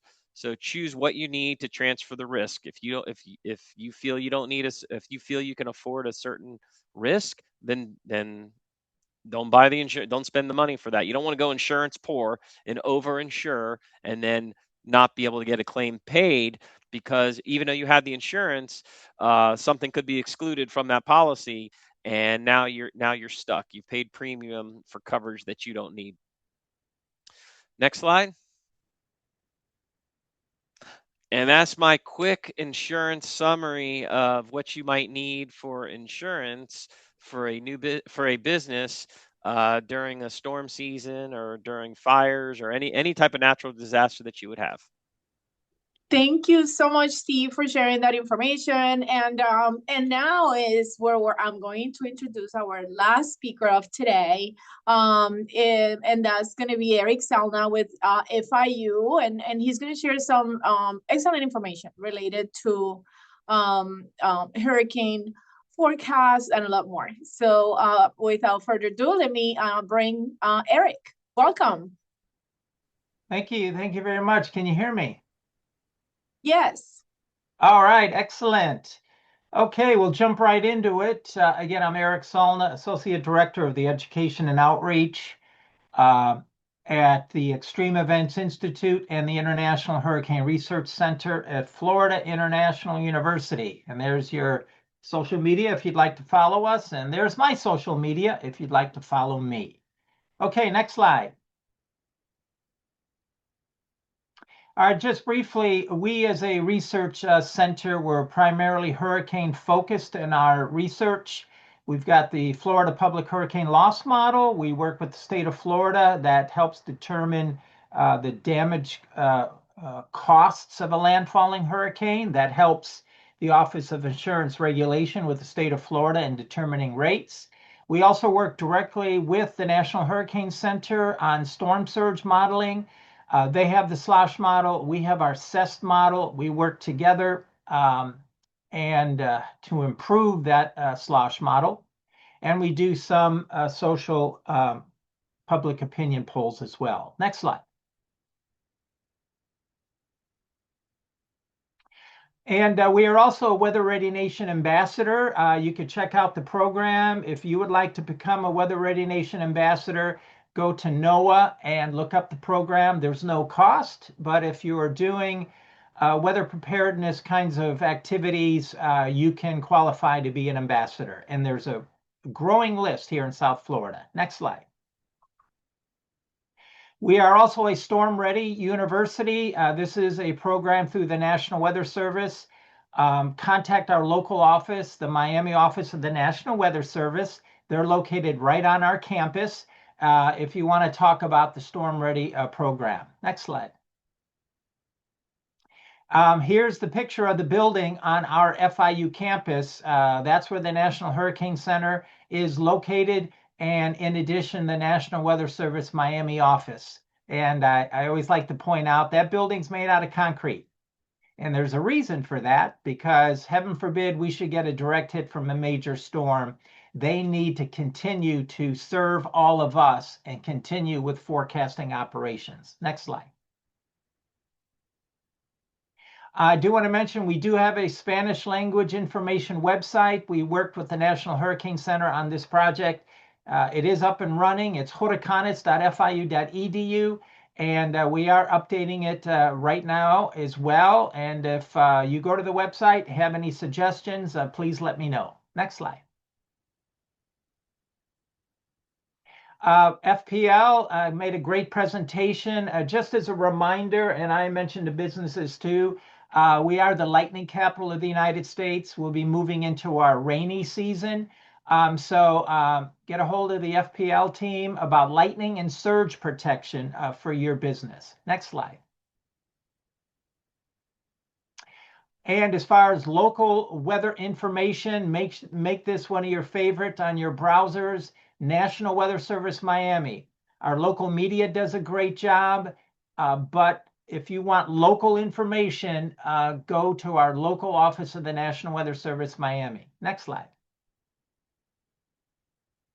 And I'm mentioning this, the Miami office put out this social post last summer. Don't fall for social media alarmism. Unfortunately, there's people on social media, they look at a computer model for a hurricane 2 weeks in advance and they post it. This was a post that was should not have been posted. It's what the Weather Service called media alarmism. We can't pinpoint exactly where a hurricane's going to go in 2 weeks.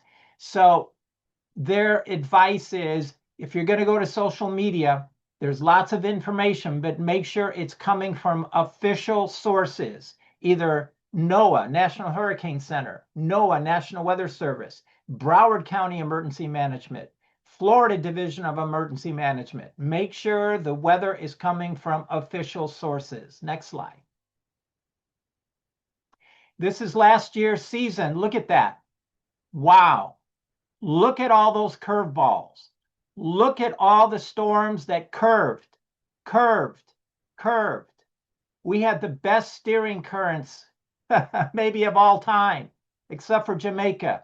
And we feel for the folks in Jamaica who are still recovering from Hurricane Melissa. Don't know if we're going to have such great steering currents this year. Don't know if they're all going to curve. I hope they do, but we just don't know. But last year was really incredible on how that steering current set up August, September into October, the busiest part of the hurricane season, and the steering current set up to curve them away. Next slide.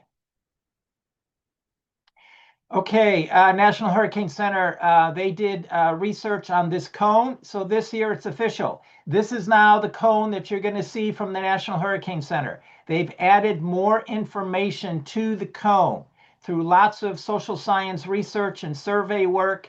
They want to let everyone know there are hazards that we need to be concerned about. Look beyond the cone, look at the hazards. Next slide. Here's the forecast, and unfortunately, I apologize, in yellow, that should have said 2026. This was already mentioned earlier in the presentation today, the outlook for the forecast. I just want to make a couple of comments about the numbers. First of all, the numbers don't matter. What matters is being prepared. Max Mayfield, bless his heart, the former director of the National Hurricane Center, would always remind us of that. These forecasts of numbers do not change how we prepare. We all prepare and need to prepare the same way each and every year. Why?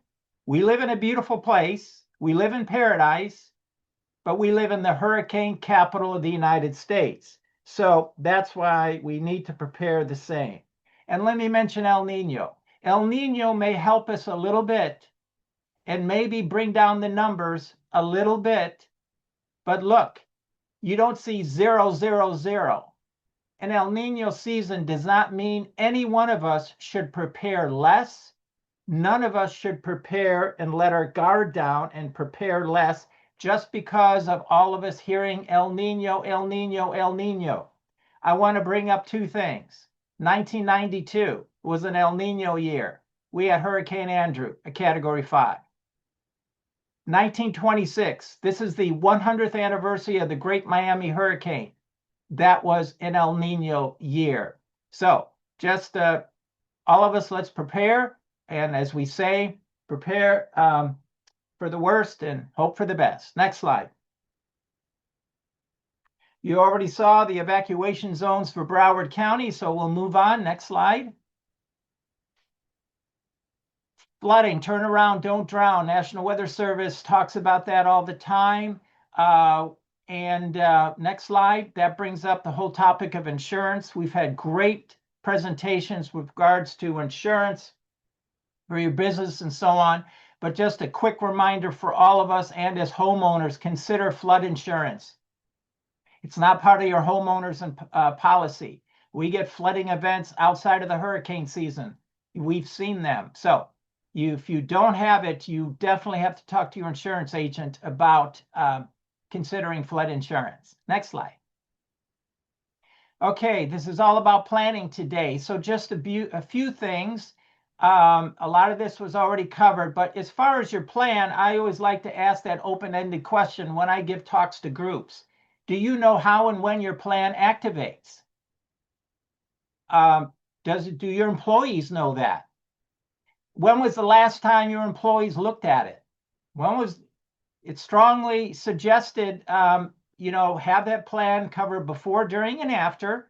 We already talked about insurance coverage, picture and video inventory. Is your staff prepared not only for what they need to do at work, but are they prepared at home?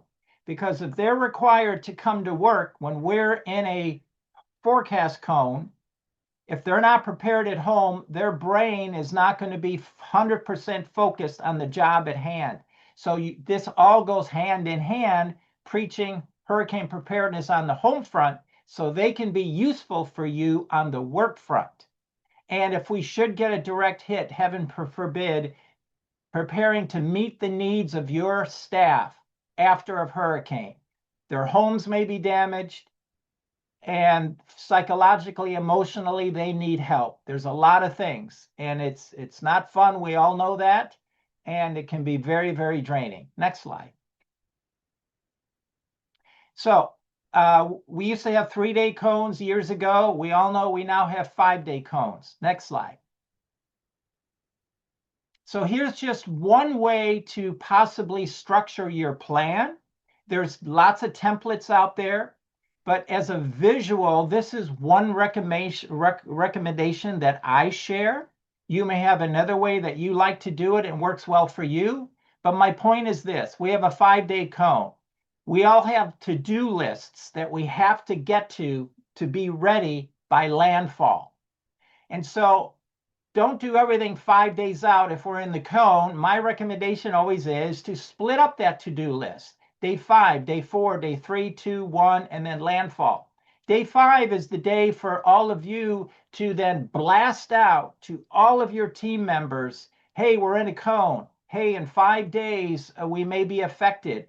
Just wake everybody up. It's a mass communication day to let everyone know that operations may be changing in the next 5 days.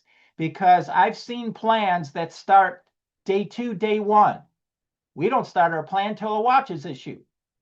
Well, you're going to run out of time. People that wait to 48 hours out, their to-do lists are way too long. So that's why my recommendation is to start 5 days out. Next slide. So as things that's already been suggested, have you and your management team recently reviewed the plan? Who's been classified as an essential and non-essential employee? What are the work responsibilities before, during, and after? And all of this should be clearly communicated before June 1st to avoid conflict, so that if someone is not going to be a team player because they're not prepared at home, those are conflicts you want to avoid. And if there's been employee turnover at your business, they haven't seen the plan. So make sure all the new faces have as well. Next slide. Broward County Emergency Management. Everything you heard today, most everything is on their website for preparedness. I always say go to Broward County Emergency Management and go to your city emergency management. They will have preparedness information as well. Next slide. CERT, Community Emergency Response Team. This is a way for all of us, neighbor helping neighbor. If you want to be on your street after a hurricane and be that person to help your neighbors and be in contact with your local emergency management, it's a great program. Next slide. And we at FIU, you may have heard about our big wall of wind. We create Category 5 hurricane conditions. We test structures up to Category 5 for their resilience, and we're currently planning a bigger and stronger system, and we'll keep you all posted on that. Next slide. So just to briefly, I'm going to finish up here with these remaining slides. Strong building codes, that's what helps us in South Florida. Next slide. We see old buildings are blown or washed away. The newer buildings are much more resilient, and that's because of our strong building codes. Next slide. If a storm is coming, close all the inside doors in your home during a hurricane, all the interior doors, closets, bathrooms, and so on. And next slide, go to that safe room, that interior room away from exterior walls and windows. Next slide. And just briefly, we have hurricane straps in our attics. Next slide. These are things that keep the roof on our home. If you're going to redo your roof, make sure you got those straps. Garage doors, make sure you get a Miami-Dade County approved garage door. Next slide. This is my garage door in Miramar. As we know, it's fortified vertically and horizontally. Next slide. Flying debris, that's Hurricane Maria in Puerto Rico. Next slide. We need to cover our windows. Metal is better than plywood because plywood, if not put on securely, will blow off. It will become flying debris. Next slide. And all people need to stop using tape. We all did it during Hurricane Andrew, but we know better. Tape does nothing. Next slide. So I want to promote our big Eye of the Storm event. This is a partnership with many of you and Broward County. It's at the Museum Discovery and Science. It'll be May 30th. It's a free day. Many of the experts you heard from today will be at this event. Come on out. It's a family fun day. Promote it, share it with your families and friends, and have them come out to learn about hurricane preparedness the entire day on May 30th. We've had big crowds because it's so popular. Next slide. We'll have Owlie there from the National Weather Service. We have mascots. Next slide. We bring an air cannon. We shoot metal products with missiles to show you the value and how strong metal products are. Next slide. And this is a 12-part video series I put together. All the content you heard about today, a lot of it is in this free video series online. Next slide. Thank you very much for the opportunity. Thank you so much for that information. And now we are moving into the Q&A portion of our webinar. We have a few questions on the chat. We have a very engaged audience. Thank you for being with us today. So the first question was, are we going to be sharing the slides? We are going to be sharing this webinar. It's going to be on our YouTube channel in 2 to 3 weeks. So please follow OESBD's YouTube channel. The recording of the video is going to be there, and associated images and slides and all the content that we have shared with you today. Another question we received is any of this information in Spanish? And you heard from some of our speakers, Eric, some of the information they have is in Spanish. Broward County's website gets translated into many languages. So all the information related to all the information we shared today related to disaster, resiliency, etc., is on our website, and our website translates all our content in multiple languages. And that also applies to all the other county agency websites. And I just wanted to open it up for any of our partners here today. You can unmute yourself and let us know if any of your materials are also available in Spanish or other languages.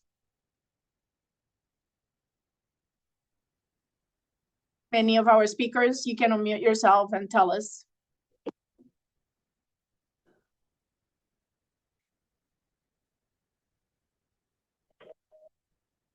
Okay. The other question we had was related to, the other question we had, I think is the last question, is related to home-based businesses. Are home-based businesses eligible for, they said grants, but we have been talking about loans, disaster loans. And basically what I will do is I will start providing a response and I'll let any of the other partners expand. We definitely encourage you to review the eligibility requirements for every loan, every disaster loan, because different loans may have different requirements. But for example, the SBA, if they're still with us, the SBA disaster loans, home-based businesses are eligible.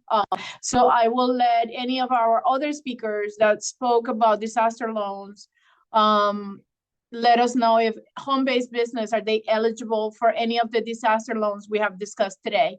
So if I have SBA still with us, if I have SBDC, can you please share that information? You can just unmute yourself. Okay, thank you. Yes, for SBA and our SBA disaster loans, home-based businesses are eligible for that, for any of our loans. So it's not restricted to being a home-based business. Thank you. Well, thank you for that response. And that's all the questions that we have as part of the program today. I want to thank everybody that joined us. Next slide. We have some just general information we want to share with our audience. Please stay connected with the Office of Economic and Small Business Development. Here you can see all our social media platforms, and here our QR code with the link tree to all our social media platforms and websites. You can follow us on Eventbrite to register for upcoming events. Next. And I want to thank all our speakers. We are so very fortunate to have some incredible partners here in Broward County at the federal level, at the state level, and locally. So I want to thank all our subject matter experts today for sharing their knowledge and their resources with our business community. This is one of my favorite webinars annually because we have a lot of really important information to share with our business community. And the businesses that are not able to join us for our webinar, they can still go and access the information later on our YouTube channel. So thank you to our subject matter experts for sharing your time and your resources with us. And I want to invite everybody that's here with us today to our Broward and Beyond Business Conference. It's coming up Friday, June 12th at the Broward County Convention Center. We bring over 1,000 businesses and community partners to the Broward County Convention Center for this free event. We encourage all of you to register. Visit our website for more information. We have an action-packed agenda this year where we're going to be talking about contracting opportunities, billions and billions in contracting opportunities for our business community. We're going to be talking about AI in our AI economy. What do you need to do as a business? We're also going to be sharing information related to resources for your business. CareerSource Broward is going to be sharing resources. We have an expo hall with a lot of different resources as well. So we hope to see all of you at the Broward and Beyond Business Conference. Please register. It's a service of our Broward County Board of County Commissioners. Next slide, please. And thank you. Thank you to our speakers today. Thank you for our businesses for joining us. And please continue to follow us on social media because we have a lot of information and resources for our business community. Start preparing now for our hurricane season that is coming up or for any emergencies. Make sure you start working on your plan right now to protect your business, your customers, your employees, and your property. Thank you again for joining us, and we are wishing everybody a beautiful afternoon.